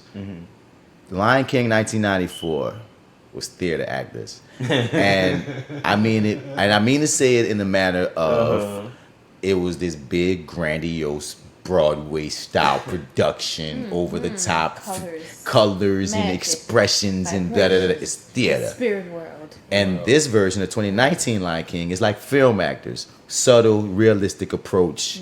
And the deal is on both ends, it's to their pluses and to their detriment to a degree. You feel me? Like you said, 94 Lion King is classic. It's like you say, it's sacred. But I think therein lies the problem. There's a word for this. I can't think of it right now because, you know, we got high. But therein lies, I'm going to say the problem with the whole concept of these remakes. The thing that I like the most, the thing that was the most charming to me about watching Lion King 2019 were the differences. I kind of enjoyed damn near all of the differences because I didn't see them coming. And I because people, because one of the biggest things is we're talking about a battle that can't be won. Yes. You're taking something that came out in a time, a perfection, classic, you know what I'm saying? And you kind of remake, you can't remake that. And people are going in with the expectations, and it's almost a paradox. It's a paradox in almost the most unfair thing ever, because you're going to try to have the same feeling of something that is different, but it's dressed as what you used to. So it's almost like you will never like it. You will never like any of these, no matter what they do. The inherent issue is they're remaking classic material that's sit nostalgic, and they will never match the bar. When you look at a lot of these movies on their own, if you've never seen them, like a lot of the kids are doing, you will have a different opinion and a different experience with it. Like, I will never forget this. Like, that really put something into my perspective. This is a couple of years ago when I first met J.Steel's son. I was seeing some Lion King thing. He keep calling it Lion Guard. Right, because it's cartoon. Yeah. And I'm like, I didn't even know what the hell a Lion Guard was. I'm like, that's Lion King. He's like, that's Lion Guard. That's Lion King. Yeah, Lion Guard. Oh man, it's Lion Guard. Exactly, because you're going to take these characters in where you meet them and whatnot. So when we go into trying to recreate something when this is a completely different thing, but it's not, it's like, it's a problem. It's a paradox of a thing every time. Every time, you know what I mean? I don't think you'll ever get one that's going to drop that goes beat for beat and going to be met with everyone in love with it. That's why Mulan is going to most likely be very successful critically, because you can see that it's taking Mulan but telling their own story. Yeah. If there was a way that they could have done this, because that was some of the better parts of Aladdin, even when they decided to kind of do some of their own things. When Genie didn't want to be Robin Williams, Genie wanted to be Will Smith. So Will Smith wound up being funny and creating his own lane. Same thing with this. I liked dynamics of this, like how Scar didn't know it wasn't down with the hyenas. They weren't his pals. Yeah. I love that. I love that different dynamic. Yeah. Because that makes so much more sense when they turn on him in the end. Yeah. They was about to eat you, nigga, when you walked in. Like, you lucky you made it out of there. I like when you had a bullshit ass speech to give him. Yeah. That should have been a song, but we'll get to that. The female hyena said straight up, like, this has never been said. She said, hyenas and lions have been at war since the beginning of time. That's something that was never established in the 94 version. And it's something that makes all the sense. They're their own freaking clan. And they weren't rocking with Scar's, a little cool black friend or whatever. You know what I'm saying? Yeah. They're like, no, you are the enemy. But like you said, you came talking that something that we like to hear. So, okay, we'll rock with you right now. But I thought that was an interesting dynamic. The dynamic that I agree. He was in love with Sarabi first, but Mufasa beat him out. Why did they not lean into that? Once he was gone, it was kind of like, well, guess what, darling? I'm the king, and Well, you know, this is a kids movie. Never mind. Yeah. I know why. I just answered my own question. Because you Never mind. think too hard. Like literally, Mufasa had all the pussy when you think too hard. Yeah, because He like did. you know, there's no more lions around. Yeah. It's just It's a pride. So Yeah. just in case y'all don't know, Disney science goes poly. moment, Pretty much how that a works. pride is a male lion and a bunch of Yeah, bitches. but we don't think about that. So What what you if mean? Sarabi was a Right. sister wife? You She know what you're whispered that in my ear while we were watching it. Mufasa I has did. sister I said, wives. "These are sister Sister wives. But Oh man. getting away from that. Yeah, right. Mhm. Yes. I mean, but those were just a couple of the like, you know, what I mean, there's like the differences. Some of the things that Timon and Pumbaa was freaking like just throwing out there. Oh, okay, so yeah, let's just take the time out to give all the credit in the world. So the smile, I just sort of was sitting back watching it, judging it, taking mental notes of things I was gonna, make little quips about as we talked here. And yes, I got a bunch of them too, and they're coming. We get to the Timon and Pumbaa moment where they first come on, and I kind of seen a little snippet of it, so I kind of knew what was coming. But as soon as Timon jumps down and like, let's see what we're working with here. Let's see what this is. It's a lion! like at that point, just sat there with a smile on my face. The rest of the movie. Frowned a little bit here and there. Yeah. But they were the highlight of this movie. Like, Oh, wow. if it took, they were almost worth it. Like, for me, a lot of this remake is sort of like, why did we do this? Or Oh, why? wow. What? Yeah. A little bit of, You're one of those people. Damn. Yeah. I don't get it. What you saying, Jay? Yeah, I tell feel me like- about it, Jay. So I know a lot of people that feel your way and were like, oh my God, it was... I had like a few people that were like, oh, it was unwatchable. I had some people... Unwatchable? No, I don't say No. that. I I can't had say at least unwatchable. 2 people tell me it was unwatchable. I had Fair a couple enough. of people who were mixed on it and said, this wasn't so good. And I'm sitting there the whole time watching the movie like, this is amazing. What the hell is wrong with y'all? Oh, it looked amazing. Don't get me wrong. I feel like literally, and even with the changes, I feel like it was the same damn story, just told as if it happened in reality instead of the cartoon world. That's the way I interpreted it. That opening scene was amazing. That opening was scene, amazing. they nailed that. Like it was Like, they literally nailed the Lion everything King. visually. Don't get me wrong. Like they nailed everything visually. I can't say Can that. I say no? Okay. Okay. All right. Fair enough. No. But can I ask this though? I want to ask just one question before that. Because this is something for me. You saw the original, right? Oh yeah. Okay, pause, guys. I'm sorry I lied to you. We'll not be getting to Euphoria today. Oh, It sounds like we're gonna be talking Lion King. We're gonna get King. we're gonna Yeah. get you some Euphoria soon. But continue. I'm sorry. Yeah. But I have to ask you this. So you've seen the original. A million times. Did it not sound like James Earl Jones was in a hospital bed recording his vocals See, for this? no. I don't Did feel it that not- way. No, you don't feel that way? Even though he's 88 years old, so He leave that sounds national treasure like- alone. No, He he is a sound like- national treasure, yes. He sounded like himself. I'm sorry. He did? I thought he was actually more playful Yeah. than he was in the It original. was. I found times where he felt lighter. He said, Oh "A my hospital bed." God! Yes, that I didn't. I really feel like there's 2 versions of this movie, and we saw the other one. 'Cause- Dog,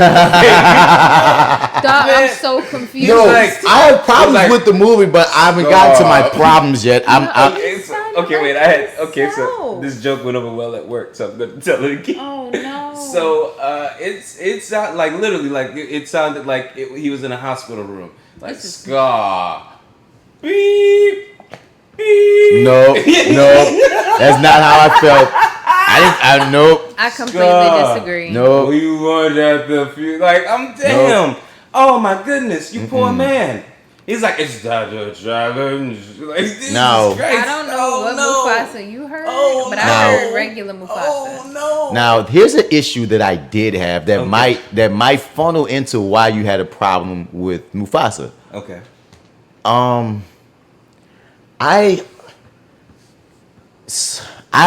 There's this meme going around where they redrew the characters' faces with more humanistic expressions. I saw that. I got you on that And today. I didn't want that necessarily, but I felt that the animal should have had more facial expressions than they did. If it were possible, yeah. You know what I mean? Because there were times where I felt like the faces of the animals were like just stoic, even if the voices were saying if it was possible, we're crying or what have you. But there's times where I'm like, dog, because there's certain things like, you know, something like Mufasa's death. Or there's certain things that like I need to see the crying. Like for instance, when Scar told Simba to leave. Oh yeah. I want the cub to cry, even if the cub cried with the real. Yes, even if the cub cried with the cub face of the realistic cub, I mean, you know what I mean? If I would have saw tears coming down even that little lion's face, I'd have been moved. But they didn't. You know what I mean? There's certain actual realistic expressions that animals do make that you could have played on more to show us different feelings that I felt were missing at times. See, my problem with the movie, as much as I did enjoy a lot of it, is... Okay, when you talk about a play, we theater people. J.Steel not before. I appreciate the theater. Yes. So you always hear the metaphor. They always compare, like when a play is riding, when it's going, they always compare it to music. There's a musicality, there's a rhythm, there's a vibe. When the play is going, when it's hitting all these marks, when the scene's on pop fire, when you popping, when you going, most directors compare it to music. You know what I mean? Yeah. And that's the same thing that is when you make these remakes to a degree too, since you're doing it off of like plays, scripts that have been around forever. So you have them to always judge off. So if you're gonna do a remake of something so closely, and it's something that you're gonna be able to like compare the musicality to something else to an original piece, the source material, you can tell when you may have rushed a beat or when a beat is missing. You feel me? And there were points in the film where I felt like this was rushed, or there's some beat that was missing, and I know because one that stood out largely was when Nala and Simba found each other again when they were adults. Oh yeah, because they kind of felt that moment love happened moment. too quickly. No, not before we even get to the love moment. Not even the love moment. What? I mean when they were fighting and then Simba realized who she was. Yeah. It was so out the blue. And then it just jumped to friend. It was like they rushed to get to the point where, if you remember, I hate to compare it to the original, but they sort of had this beat in this moment of like this look they give each other, like wait, like there's a process. They that stop happens there with and them, they like, process it. That's the word. There was no processing. It was just like Nala. Just through fighting this random lion. I understand the smell, but it's like and this happened a few times throughout the movie where it's like, I'm not trying to make you the original film, because again, I'm on the side of the fence of I like when you do shit different. But when you take something from the original and keep it and it loses a beat or a step, it's gonna stand out because you tried to recreate. Why did you omit that? You omit it. You tried to recreate it, but you omitted certain things that were necessary. So any of my issues that I would have in the film were usually results of that, because they did a lot well. But if you throw in, like I said, I wanted more facial expressions so I can feel things more. And like I said, I'm not saying make them freaking look like Sonic the Hedgehog and shit. I'm just saying work with what you got and do more with it. Because sometimes the lion's faces was just straight. But then sometimes I saw like tears getting the lion's face and the eyes start quivering. I saw like when you show me that you can show another expression, don't just do it once or twice, bitch. Because I'd rather see the expressions than the fucking stoic face when real shit is happening. Yeah. Agreed. I really feel like that was a result of maybe them trying not to cheesify it. Because there have been movies where they've done that before, and this was probably less advanced CGI technology. But some of those older movies, like with the talking animals and stuff, and their faces get like super expressive, but they look like real animals, and you're like, what the fuck is this? So I feel like there's a balance that they could have had where they could have given us a little bit more. I just need some more in the face. I just need some more in the face at times, man. I think it would have helped, yeah. It will, because at a point I started feeling, because that's another thing that fucked me up, man. That's why I try to go in. I need to see movies when they first come out, because that whole gripe about it being like watching National Geographic, I didn't have that issue. No. I'm saying it is. But when I saw Jungle Book, that's what I felt. It felt that way, but in a good way. When I was watching Lion King, I kept hearing that in the back of my mind because I saw that. I was like, oh, this does seem like some straight nature shit. Yeah, but it's not. It's not to its full detriment, but it is hurting it a little bit, specifically from what we just talked about with expressions. Right. You know what I mean? Yeah, okay. And that's where it hurt it, because visually it's stunning. That's what I'm saying. I don't want to disagree that it's not visually stunning. It is visually stunning, but when you say visually as far as their faces, that's part of it too. And that's where I felt like the ball was dropped, specifically on expressions. Okay, ambulance, we hear you. It's going down. We're in New Orleans, you heard me. So I feel like they had, so in that regard, I felt like they made a choice really too, right? Like they because Damn, that bitch getting close. Let's let that thing pass. There we go. What you saying? I felt shit. What was I talking about again? You felt like they made a choice. Yeah, I felt like they made a choice. Wait, choice about what? We talking about the expressions and stuff. Hi, Marty. Oh yeah. Hi, Marty. He Sorry. said a choice about what? A choice about what? Yeah, I felt because so you're trying to go photo hyper realistic. Mm-hmm. And that's gonna sort of limit you in terms of the expressions you can give. Now you do have some options there, but it is limiting to an extent, right? Yeah. But in that's a choice to sort of limit yourself in that way. But they could have gone more expressive. Like they could have been a little bit more attention put to that. Yes. You know what I'm saying? But they chose, not to. Right. And it's like I think they thought that was a good idea. Probably when I think most of us will agree it was not. I mean, I felt like Jungle Book played it perfectly, and maybe because they had the little kid to play off of more. Yeah. But it's just like those animals touch me. Like, and the thing is, these animals for the most part did for them. Like, the only animal that took me out at times was Zazu. Like, I didn't like the way his mouth moved sometimes. Oh wow! What? No, I loved. Okay. No, I loved it. No, I loved Zazu, the character, the voice and stuff. But sometimes when he was moving his mouth, I felt like he was dead, or like he was a puppet or some shit. I don't know. It was only Zazu that did that to me because I thought the actor was charming, but I was like, this bird's beak moving with words coming out. That's interesting. It was so weird to me for some reason. But what you saying? Yeah. Oh, I was about to throw shade right quick again because that's what I do. But the only animal that sort of threw me off or took me out of it was Nala when she started singing. When she started singing? Yeah. Nala she started singing, and then, like, I will give Beyonce credit to this. She, for me, I had to, like I purposely put myself in this mind. I was like, this is Nala. Like, before the movie, I was like, this is Nala. This is not Beyonce. It's Nala. It's fine. Just imagine it's some other voice actress. It's not. Like, I really had this conversation with myself. So when she talked the first time, I was like, oh, I can do this. This is going to be okay. But it was like the first time that little Houston, it was like a couple of words. You could hit a little swang, a little.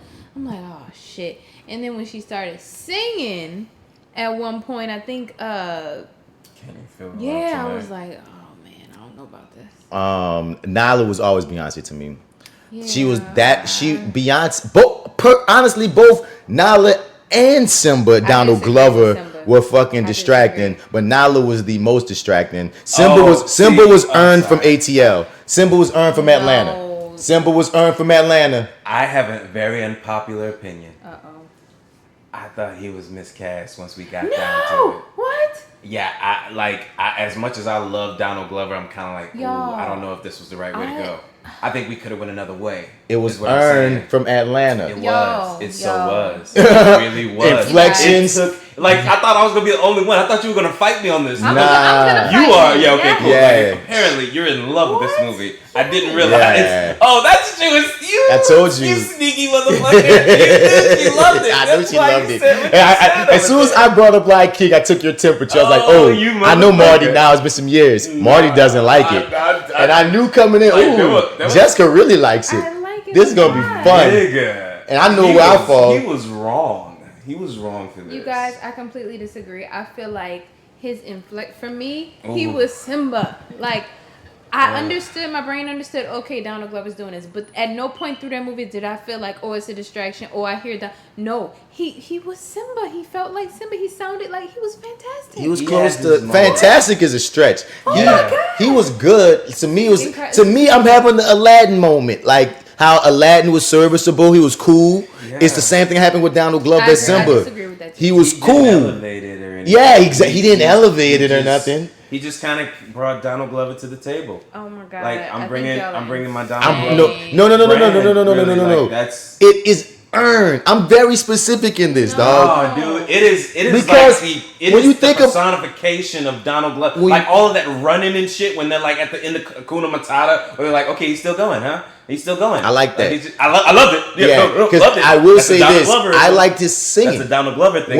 When Donald Glover Simba took over Hakuna Matata, I popped. I loved it. Yeah, I loved hearing Childish Gambino Simba. That's what I'm saying. Well, okay, so let's say this. It did not always work. That's what I'm saying. He had his moments. Yes. But I disagree. But I'm saying this. I'm not even saying Donald. I felt like I got Donald Glover. I felt like I got earned. I'm gonna keep saying it. It felt like earned. Even Simba's issue.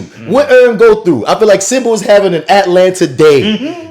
For real. And Simba was reacting to his day like Atlanta, like earn. Atlanta is based off of real life. It needs no worries. You heard me? It just was like, again, Beyonce, people talk about how horrible she was. She did have a couple of awkward line readings, but for the most part, she wasn't horrible. She just was Beyonce. Never do that again. She was just Beyonce. I could not hear Beyonce. Every time she spoke, it's Beyonce speaking. Ironically, I thought that she was more better than not.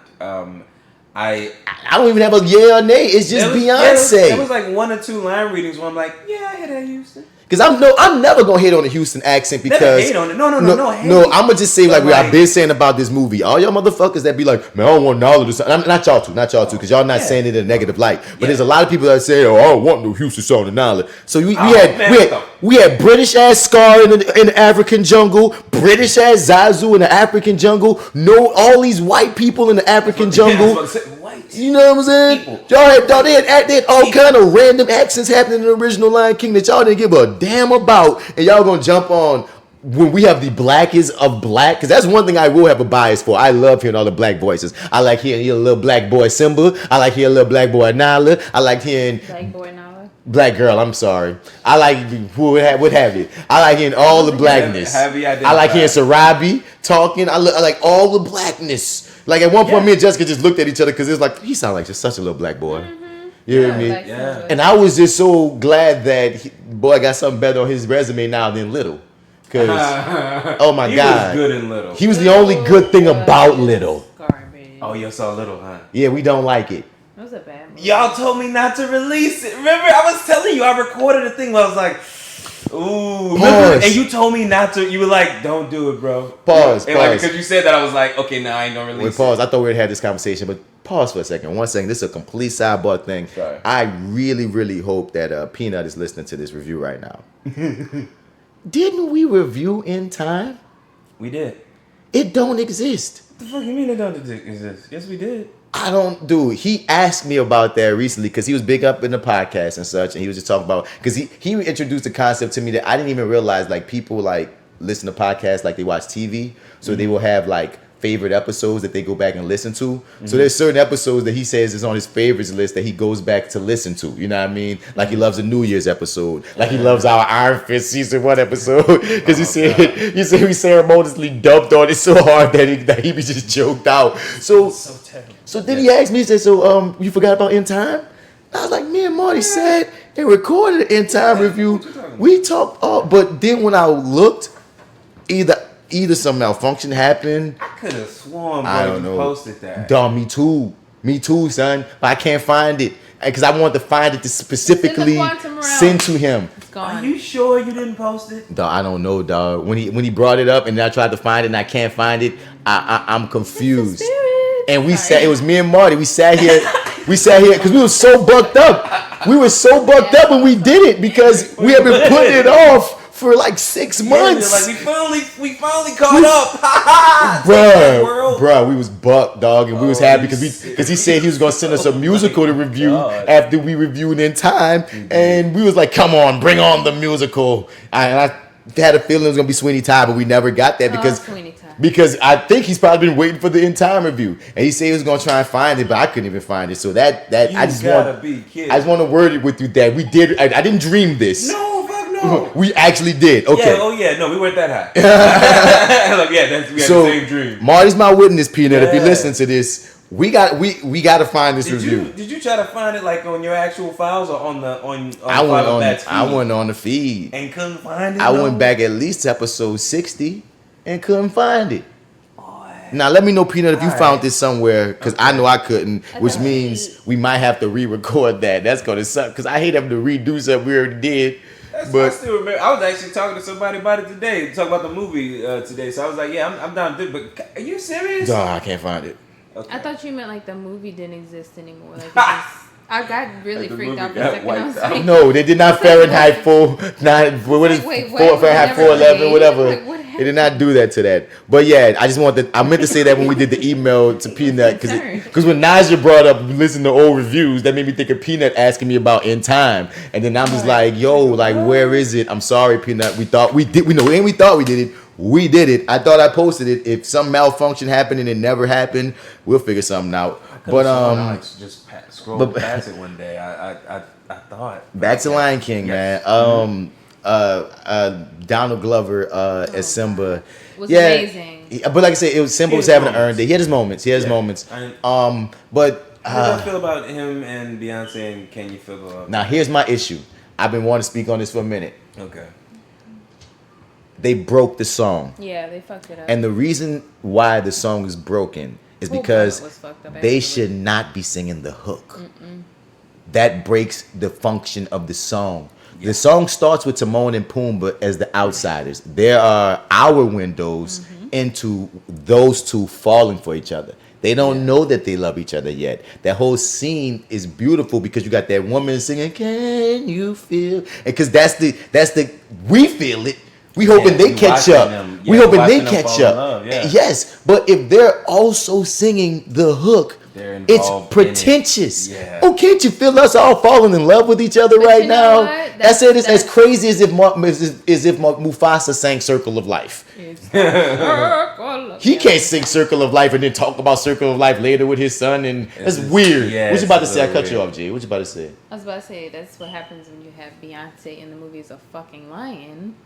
Beyonce gotta sing She the gotta song. sing. Wait, we're gonna put her in with other people singing. We're not But gonna no, have Beyonce but see, sing? that's in like, yeah, we're not gonna kick her. She can, but they got the verses. Simba and Nala got the verses, and like you said, she got spirit. In the movie, Beyonce said, "I need to sing the chorus." Well, I feel like you broke your that shit. you broke your story. You broke your story. That's the problem. People that don't like that song, if you really think about it, that's why you don't like the song. They weird. should not be You singing the hook. listen to the original and listen to that and be like, "Oh man, this is So not many the same." things to tell her. Like they should have their verses. I think you're right about that. Like also too, I was just thinking on a musical level. I'm like, why is he even there? Because she's like overpowering him. Because they didn't record it together. He was on tour when he recorded his verse, and she was in her own studio, so they didn't sing it together. So that's why you feel that way. Because you know when two singers come together, you sing. You know when two singers come together, you gonna feed off that energy, and it's gonna vibe. So she wouldn't have overpowered him because he would have pumped his ish up to at least. Of course, he ain't gonna keep up with Beyonce. He ain't that kind of singer, but he would have really did enough. You did more. I mean, it's just that's natural. I barely heard. That's natural. You can't fake that. I just completely agree that they should not have been singing the chorus.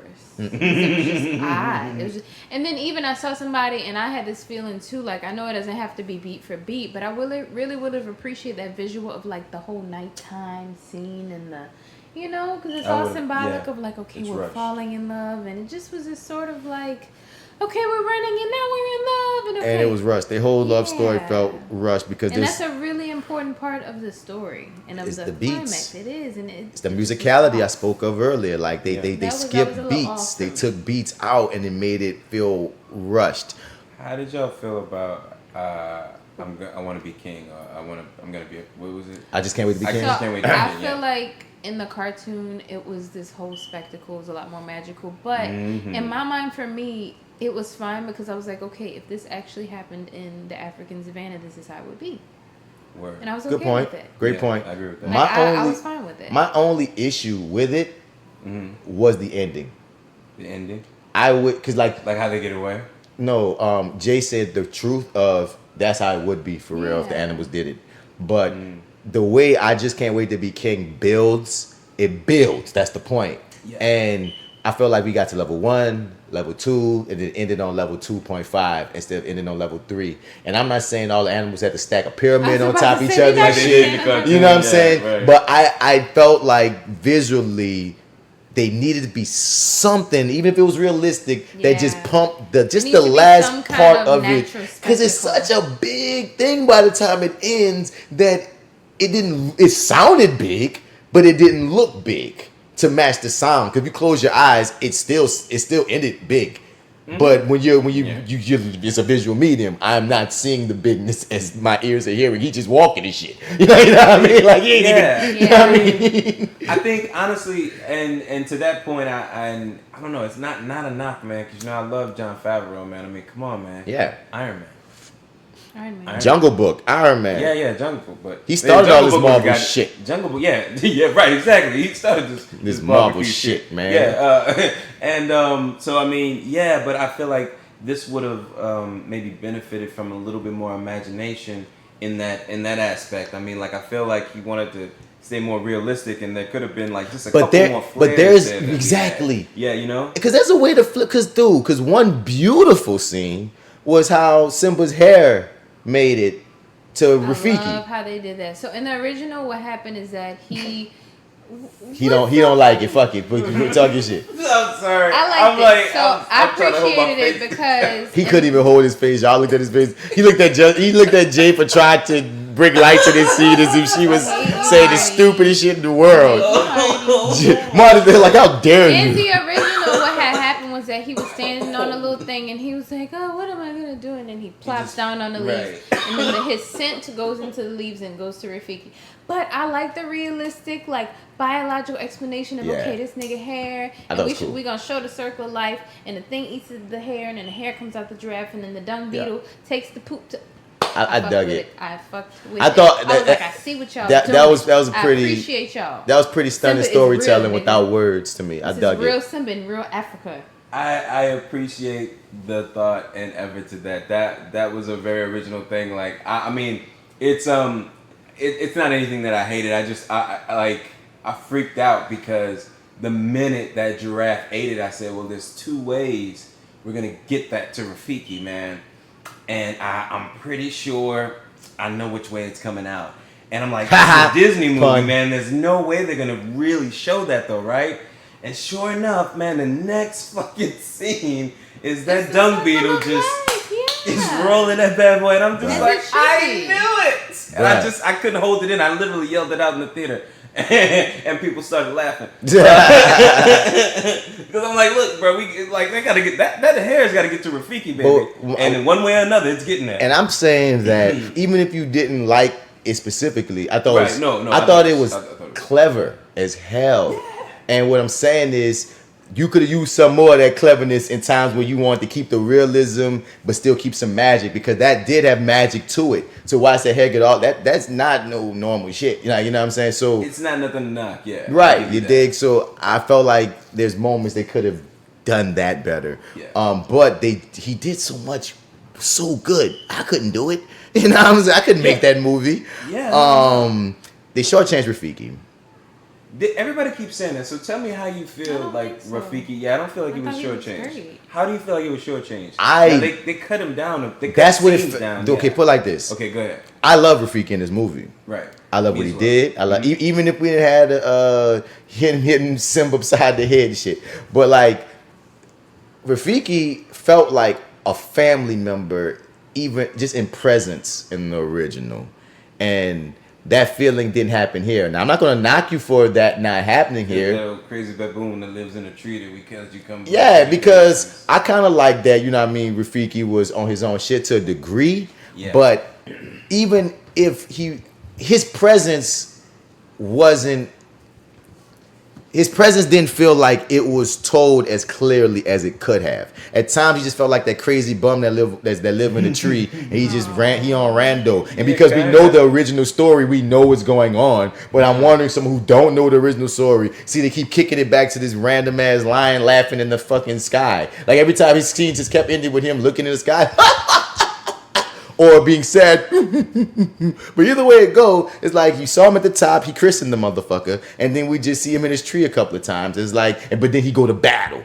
And I love this scene with Simba specifically when he was doing all that ninja shit. I dug that. Oh, yeah. That was dope. But then when you get in the scene with him and Mufasa with Simba, let's get into that. So when Simba see his daddy again, I loved how they made it look like natural clouds. Mm-hmm. I hated how they had Simba go, I am Simba, king of whatever. It was too on the nose.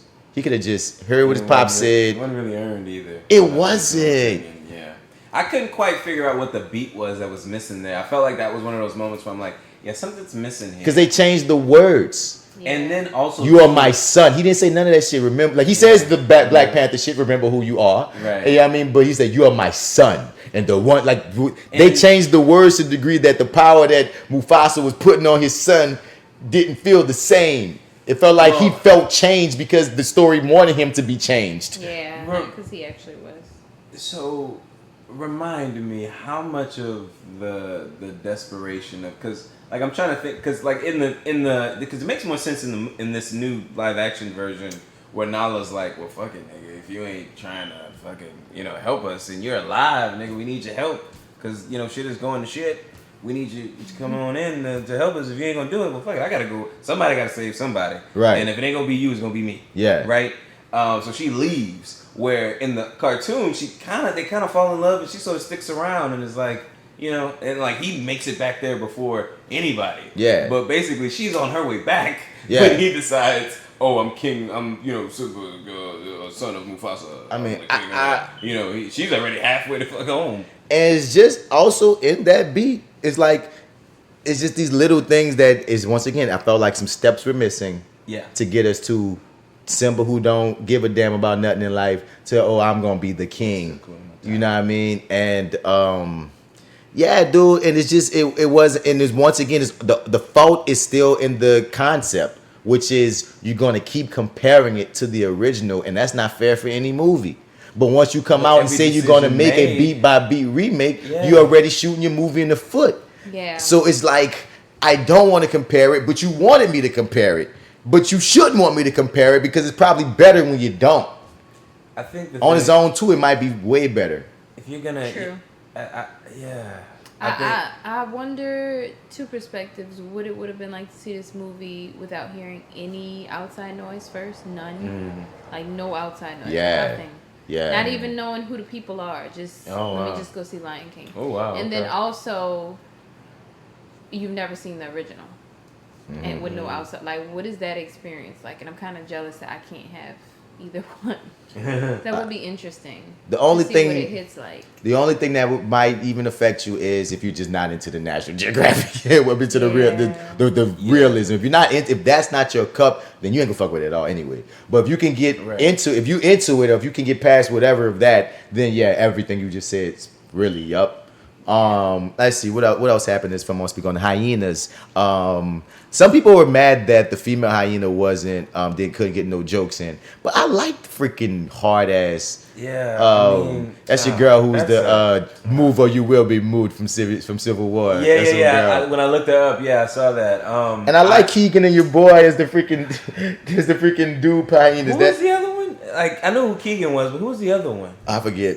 I just like that. I just like how they played off each other. I like they played off each other too. I just couldn't recognize who that was. Give my dog his personal space, man. Yeah, I like that dynamic. I also liked how we got politically correct Ed, if his name was still Ed. Because he wasn't like special. So in the cartoon, Ed was he was challenged. He did not speak. Yeah, or he spoke or something. This one, I was like, yeah, they can't do that. They can't give us. But instead, they gave us a dumb Ed. They didn't give us a. Yeah. What's the word? Yeah.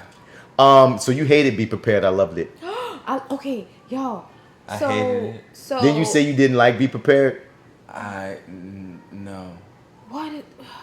I thought that my man could have sung it. I thought that spoken word shit was just. I was so grateful because really? I had somebody tell me, "Girl, it's not in the movie at all." Yeah, she thought it wasn't there. Yeah, somebody told me that too. My heart was but that's my favorite song from the whole movie. But see, I read the story that no, it is still there. So when she kept on whispering to me, I'm about to be so pissed off. This poem, I'm about to be pissed off. And I'm thinking in my mind, she thinks it's not going to be here. I'm not going to spoil this for her. So like when they started, I was like, oh my god, it's this. Oh my god. I was like, yeah. The movie was done for me right there. I was like, oh my god, this happened. And even like when before it came out, before we got previews, like they had that whole thing of Be Prepared. It was removed. And but they followed up and said it's there. The fact that it was still in there, I'm like, oh yes, made me happy. Yeah, it did. I was so happy. That was my favorite part of the whole movie. I dug Be Prepared because the thing is this. Okay, one. Man, if you want the whole movie, go watch the whole fucking movie. Yes, Be Prepared is freaking amazing in the original. They got Nazi hyenas and shit. It's one of the, I mean, I love the original. Right. But again, that's the problem. Fuck the original right now. And I hate to say it like that. And for what it was, they flipped it as a war cry. Yeah, and coming off of his speech to get because like I said, the fact that he was trying to win these soldiers to his freaking army. And so how it started with him having a speech and saying, no, I'm gonna be the king, I'm gonna put y'all niggas on, and then he just suddenly had him, you know, like you call it spoken word poetry, but it started moving into the song, but then he added shit, and then I just kept on feeling like how it was beating up and the hyenas was in the background. Like, oh, it's war. We going to war. It's Braveheart, bitch. And I was just, I just kept watching it build and build. And I was thinking to myself, if you just give me him singing it, just what he did one time, if he just do that, be prepared. If I just get that, I'm gonna be so happy. And they built to specifically him doing it one time, and I was happy because he hit that note, and I was like, I'm good. Like, I love it. And I think Chiwetel, a verse, and I was like, oh my I God. think Chiwetel Ejiofor was a great Scar. He was. Yeah, Scar was so much better Scar than was Jafar.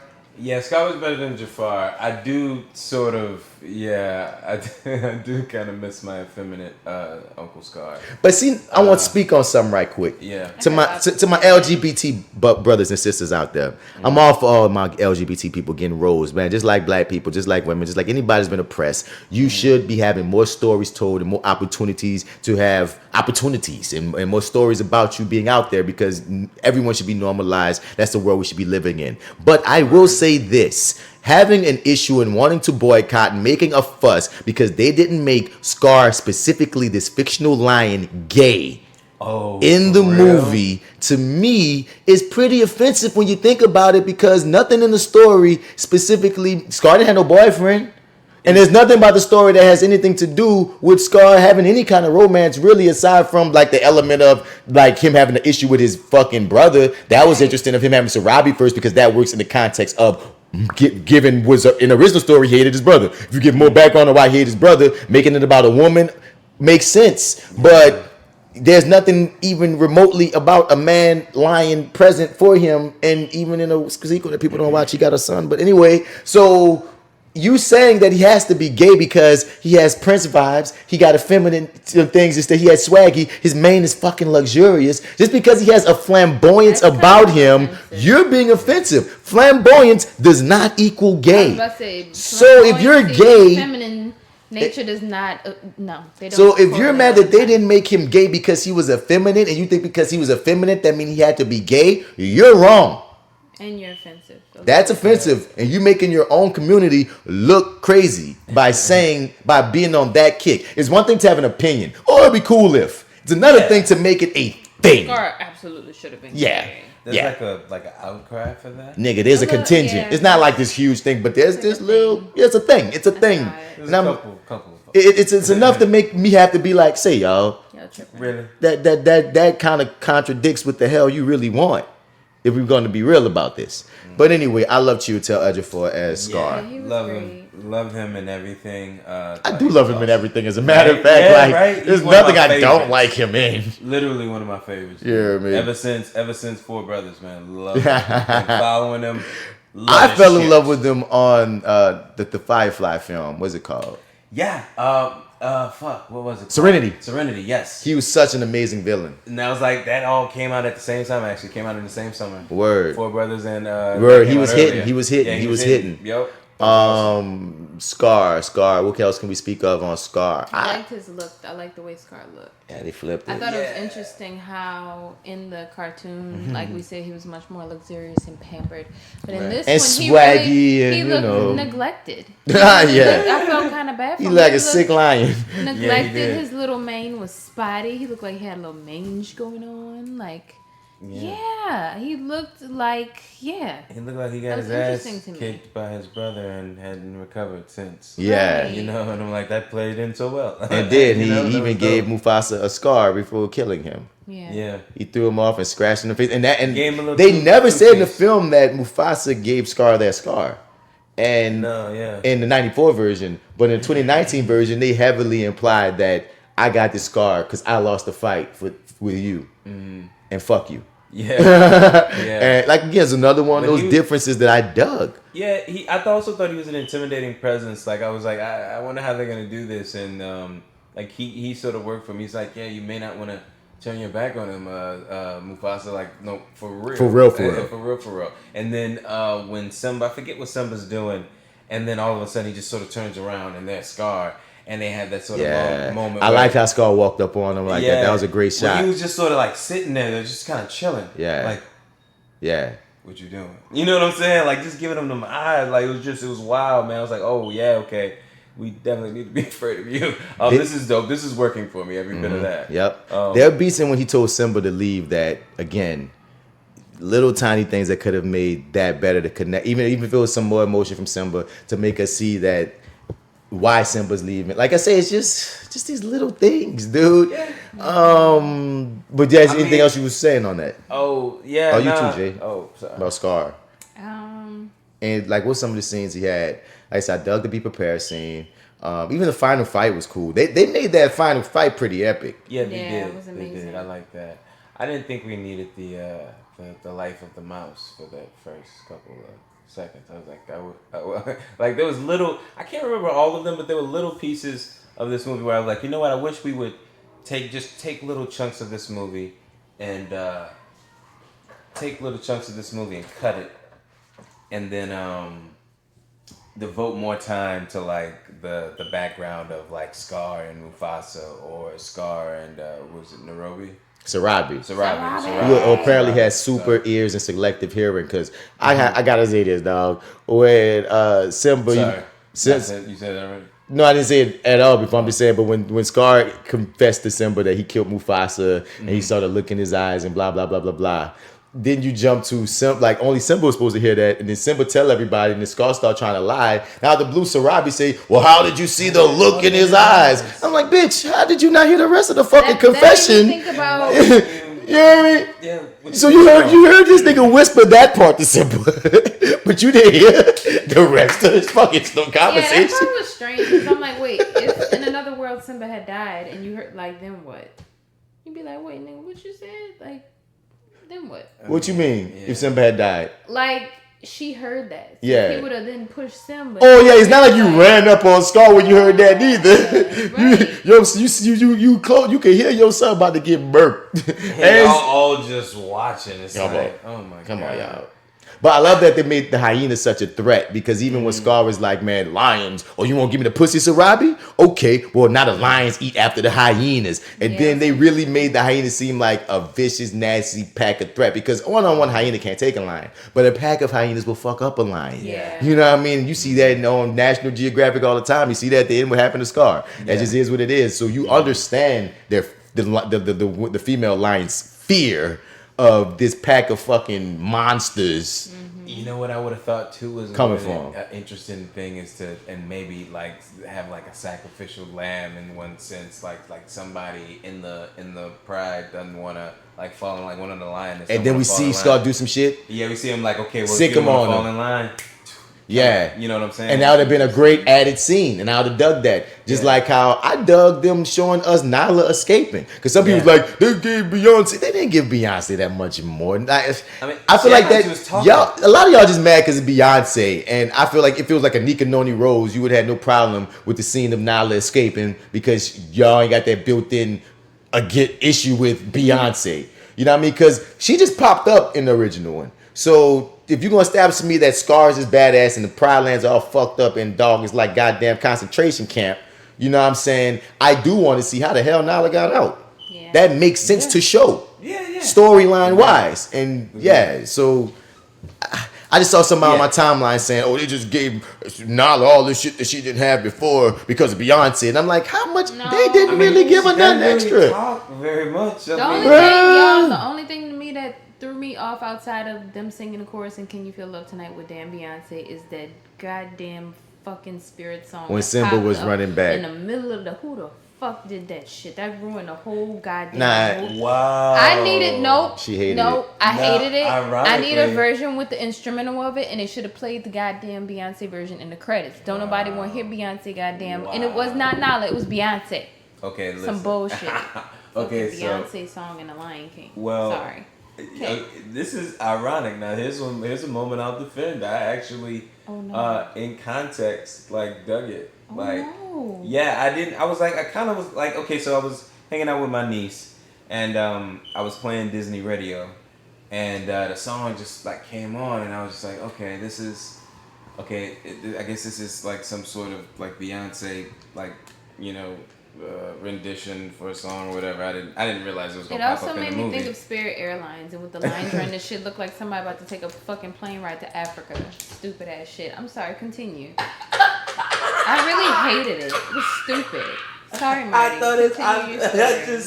I just listening to it, I wasn't in love with it at first, but watching it in context with the movie, I was like, oh, okay, you know what, this works. I do miss, of course, everything about the original, but you know, it's you know, it works. It works more so for me in context than, you know, outside of it, but it worked. I don't know if that says it worked for me as well. Yeah, it works for you too. But I'm glad that you spoke on hearing things in context, because I specifically dodged every song rendition that I could of the new shit. I dodged it because I remember it was gonna come that way. I specifically did because I knew, because that's the thing. Like I keep saying, people are gonna go into this movie expecting the original, and that's the problem that's gonna be with this movie. And I want to go in with the thoughts of, I'm trying to be objective. Yeah. I want to, if they're gonna do their songs, I want to see if I can like their songs however they like them. I remember Jay had Disney radio on, funny enough, for her son, and some song came on, and I was already and I said I was already not liking it, and I was like, no, turn it off. We got to see this in the film, because I feel like when you see things in context, they make things better. I enjoyed every song in this film, honestly. And except for Can You Feel the Love Tonight, specifically because the hook broke the song. But like, I didn't have any issues with any of the music. I wish I had more music, but that's not what they were even going for, you know? Okay, so can I say that the opening song, like, was sung by a very talented vocalist, powerful singer? Like, I got nothing but, like, you know, praise for him and all that good stuff. Yeah, Where's this going? It's coming. Don't you do this. So I don't know if you were here for this, but I said that if I had a kid, I would make a requirement before seeing the live action Lion King. I would make a whole big deal about seeing the original movie. I would make it a requirement before I take them to see the new one, right? And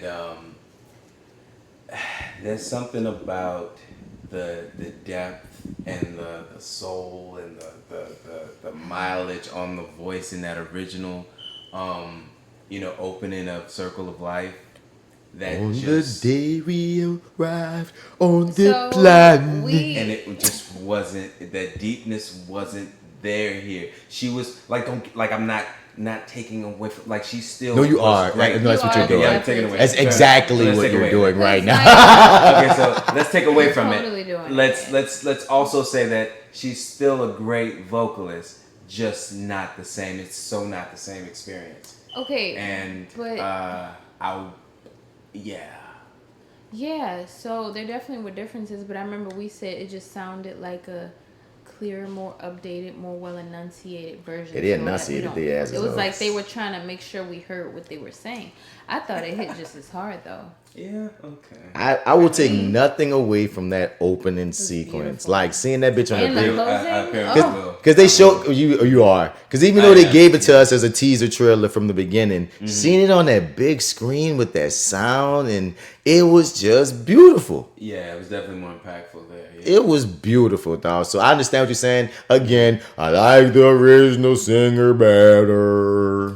I know, but I mean, because that's gonna be that's the knock against it. No one is giving a knock. The only knock that they got, honestly, is not doing everything exactly the same. No. That's my point. No, that's my point. No, that's my exact point. What I'm saying is, the only knock to me that has merit is what I said earlier. If you have an issue with the style, that what they say, that National Geographic shit, if that does something against your eyes, if you just don't like that style subjectively, that's the only merited knock you can have. But you're not going to find no knock beyond that one that's not in some way relation to the original film. Right. Okay. That's very true. And that's what's so hard about even reviewing it. Because even the reviews I've listened to, everything that they're saying their issue with is because they didn't get what they had. Right. And I'm like, well, is that the movie's fault? In a way, it is, because you bitches said you're going to do a shot, you trying to do a remake or something. But this remake supposed to mean exact? Shot for shot. Like, you know? Is that what you think they signed up for? They marketed it as a shot for shot, and honestly, dude, moving forward, they need to not do that. They need to say we're going to retell these stories instead of trying to remake what was. If you, like I said, Mulan, I just got it in my soul to feel like it's going to be a big hit, because the way they're marketing that trailer, it reminds you of Mulan, the original, but it feels different. Yeah. You know what? I hope it's a big hit, because like it'll definitely inspire like a different sort of look, I think, for these live action, or at least whatever's left. Shit. I mean, by that, I'm sorry. What time? I mean, I don't know how many things we have left. They're gonna do them all. I can't wait to see. Was it Princess and the Frog? They're gonna do them all. Awesome. You're wild if you don't think they're gonna do them all. But honestly, that one, I think the Princess and the Frog will do better. Live action. See that animated one? Because they kind of because that poor movie. But this is also what I want. Get the live action right though. They can shoot. Right. But this is also what I want. I want them to change it. Please, God. Because the thing is this: if they make a Princess and the Frog live action, just like what they're doing with Marvel, about how all these people of color and all these women, all these motherfuckers, all these people that's usually shitting on are getting the spotlight, which is why I think Princess and the Frog might come out in the next couple of years, even though it came out so late in their canon, only because they're going to try to capitalize off of, we got to tell a black story because we got this Asian woman. They're going to at some point be like, no, we got to do the black one. Almost like how they rush female Thor. I think they're going to rush Princess and the Frog before we realize. I have a feeling they have not announced number, because they've announced a bunch of other ones. You got to get that black dollar. I'm telling you, son. They've announced a bunch of other ones, some of which were like they've even doing remakes of like ones that weren't even like that big. Like they got there's a couple of odd ones. Yeah. That I'm like, why are you doing that one? Right. So I don't even know the name of some. I would have to look it up. Like just look for her phone. Like I would look it up. Now I don't have my phone. Like I don't want to lose my train of thought, but I think they're gonna rush it out. But I hope they Mulan Princess and the Frog instead of Aladdin and Lion Kinging Princess and the Frog. I think with all the gripes that black people have for that film, you have an open opportunity now to sell something that's not the same and give us the respect that we want in the film. You can change it.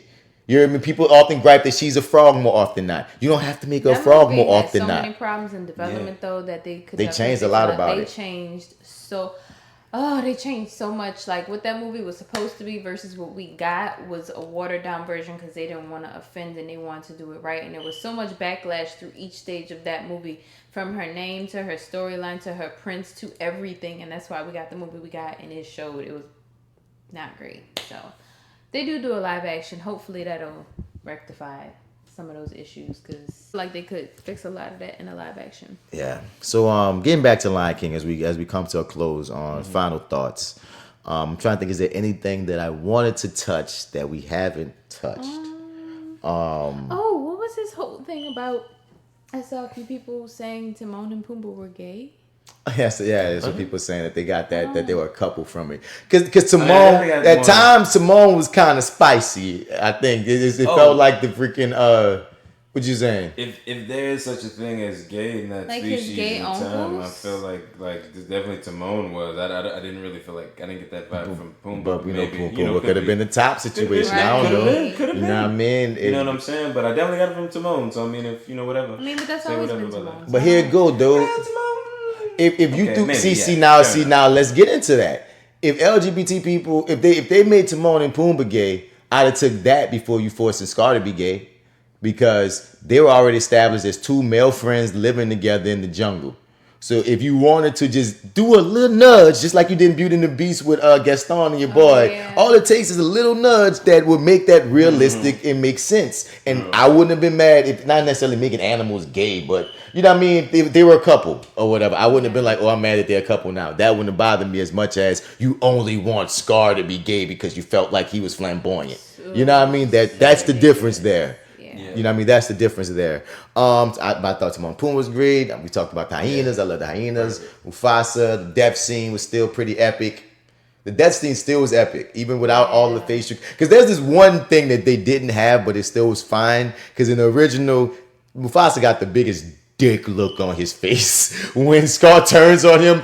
That makes your heart drop because he didn't even think Scar would do that to him. Yeah. He really didn't think that. You see that all over his face. And in this one, you didn't get that facially, but you still got the feeling. I like the exchange though, you know, the sort of like, I'm just gonna sort of watch you struggle there for a moment, and then he's like, eventually says, you know, help me. He's like, no. Nah, and it's bruh. like, that's, I told you, boy, you don't want to turn your back on this Scar, baby. I'm telling you, you don't want to turn your back on him.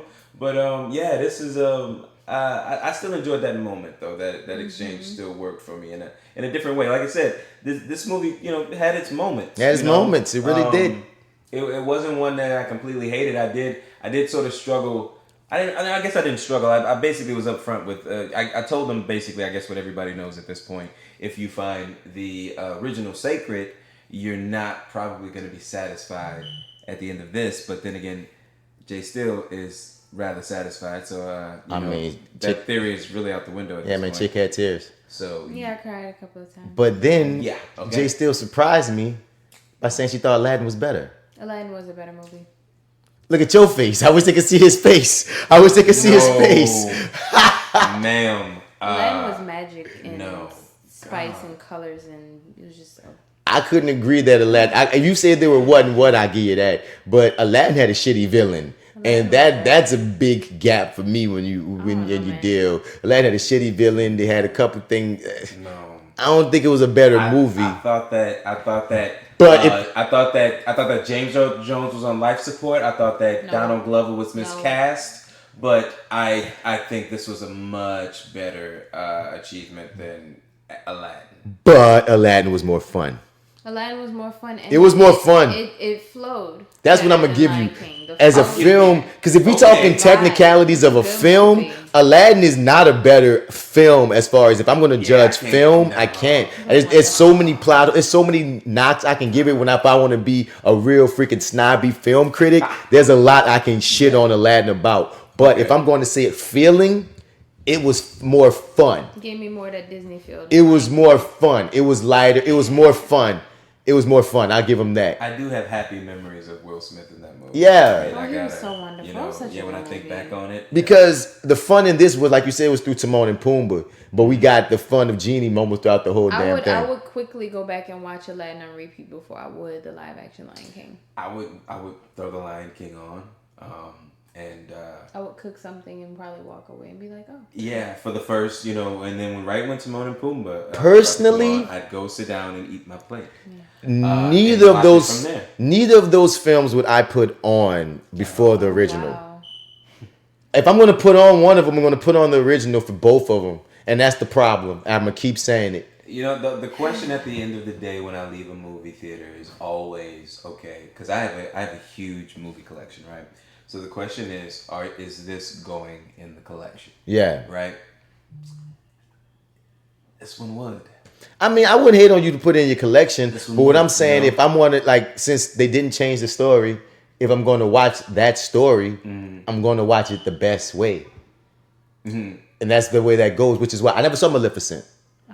But Maleficent is a huge hit. That part 2 looks fire. The trailer looked crazy. But Maleficent is a huge hit, and I think part of the reason because they told a new story. Yeah, and I'm gonna say this, man. If you tell a new story with your classic characters, you're gonna make me watch that, because that's the thing. I can watch the original, which is Sleeping Beauty, and be cool with Sleeping Beauty, and I can watch this, and it's something different. It's totally different, because Maleficent and Sleeping Beauty, this is like.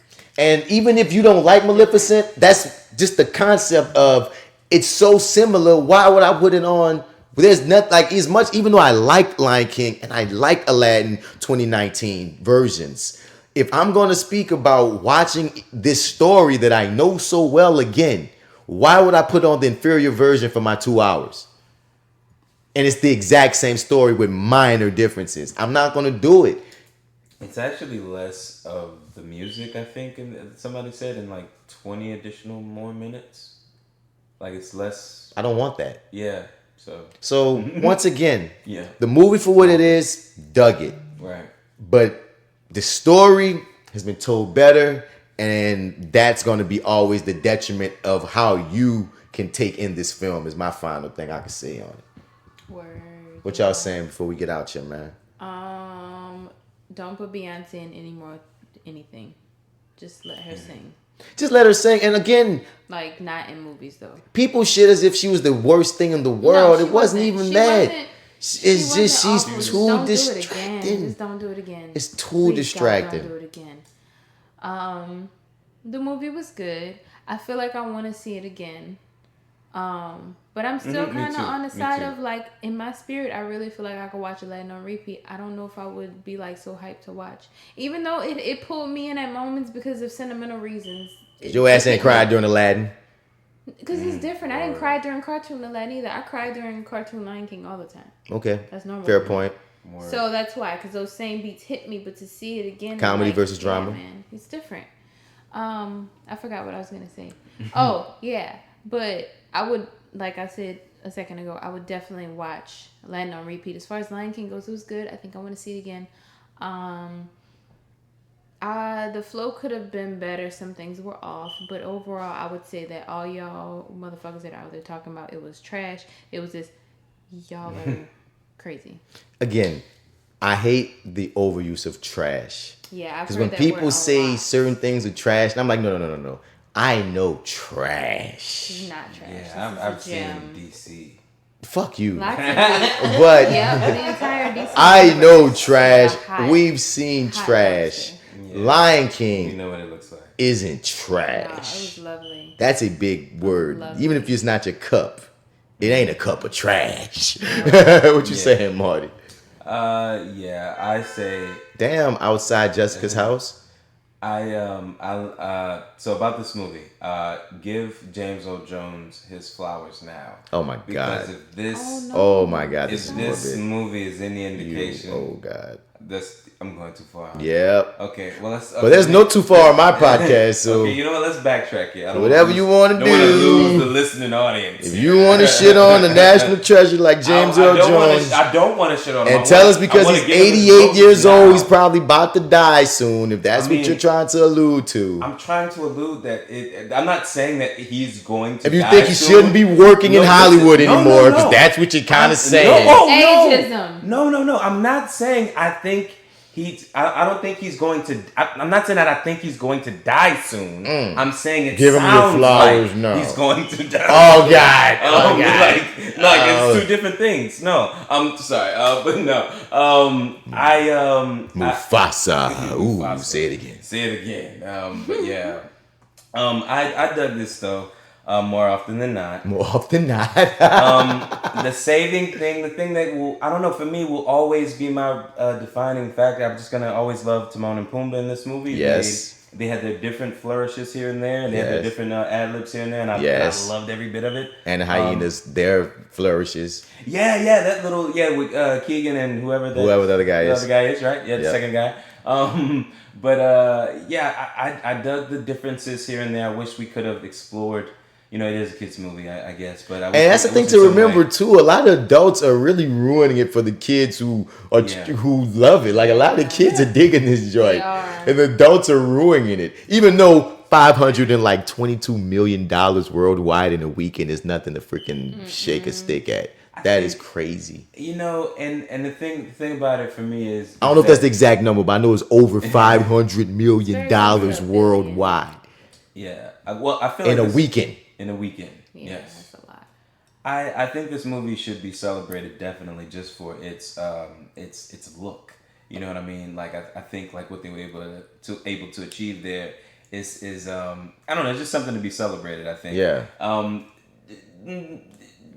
I don't know. Let's not. Never mind. I'm not gonna doubt it or anything. I don't want to take anything away from that. I mean, you can't do drama without facial expressions. Yeah, that's like it could have been more expressive. Okay, you took it out. Yeah, I knew that's what you was alluding to. But on some weird shit, I would watch this movie if someone was able to take the time and take out all the dialogue and only put actual animal sounds, but tell me the same story.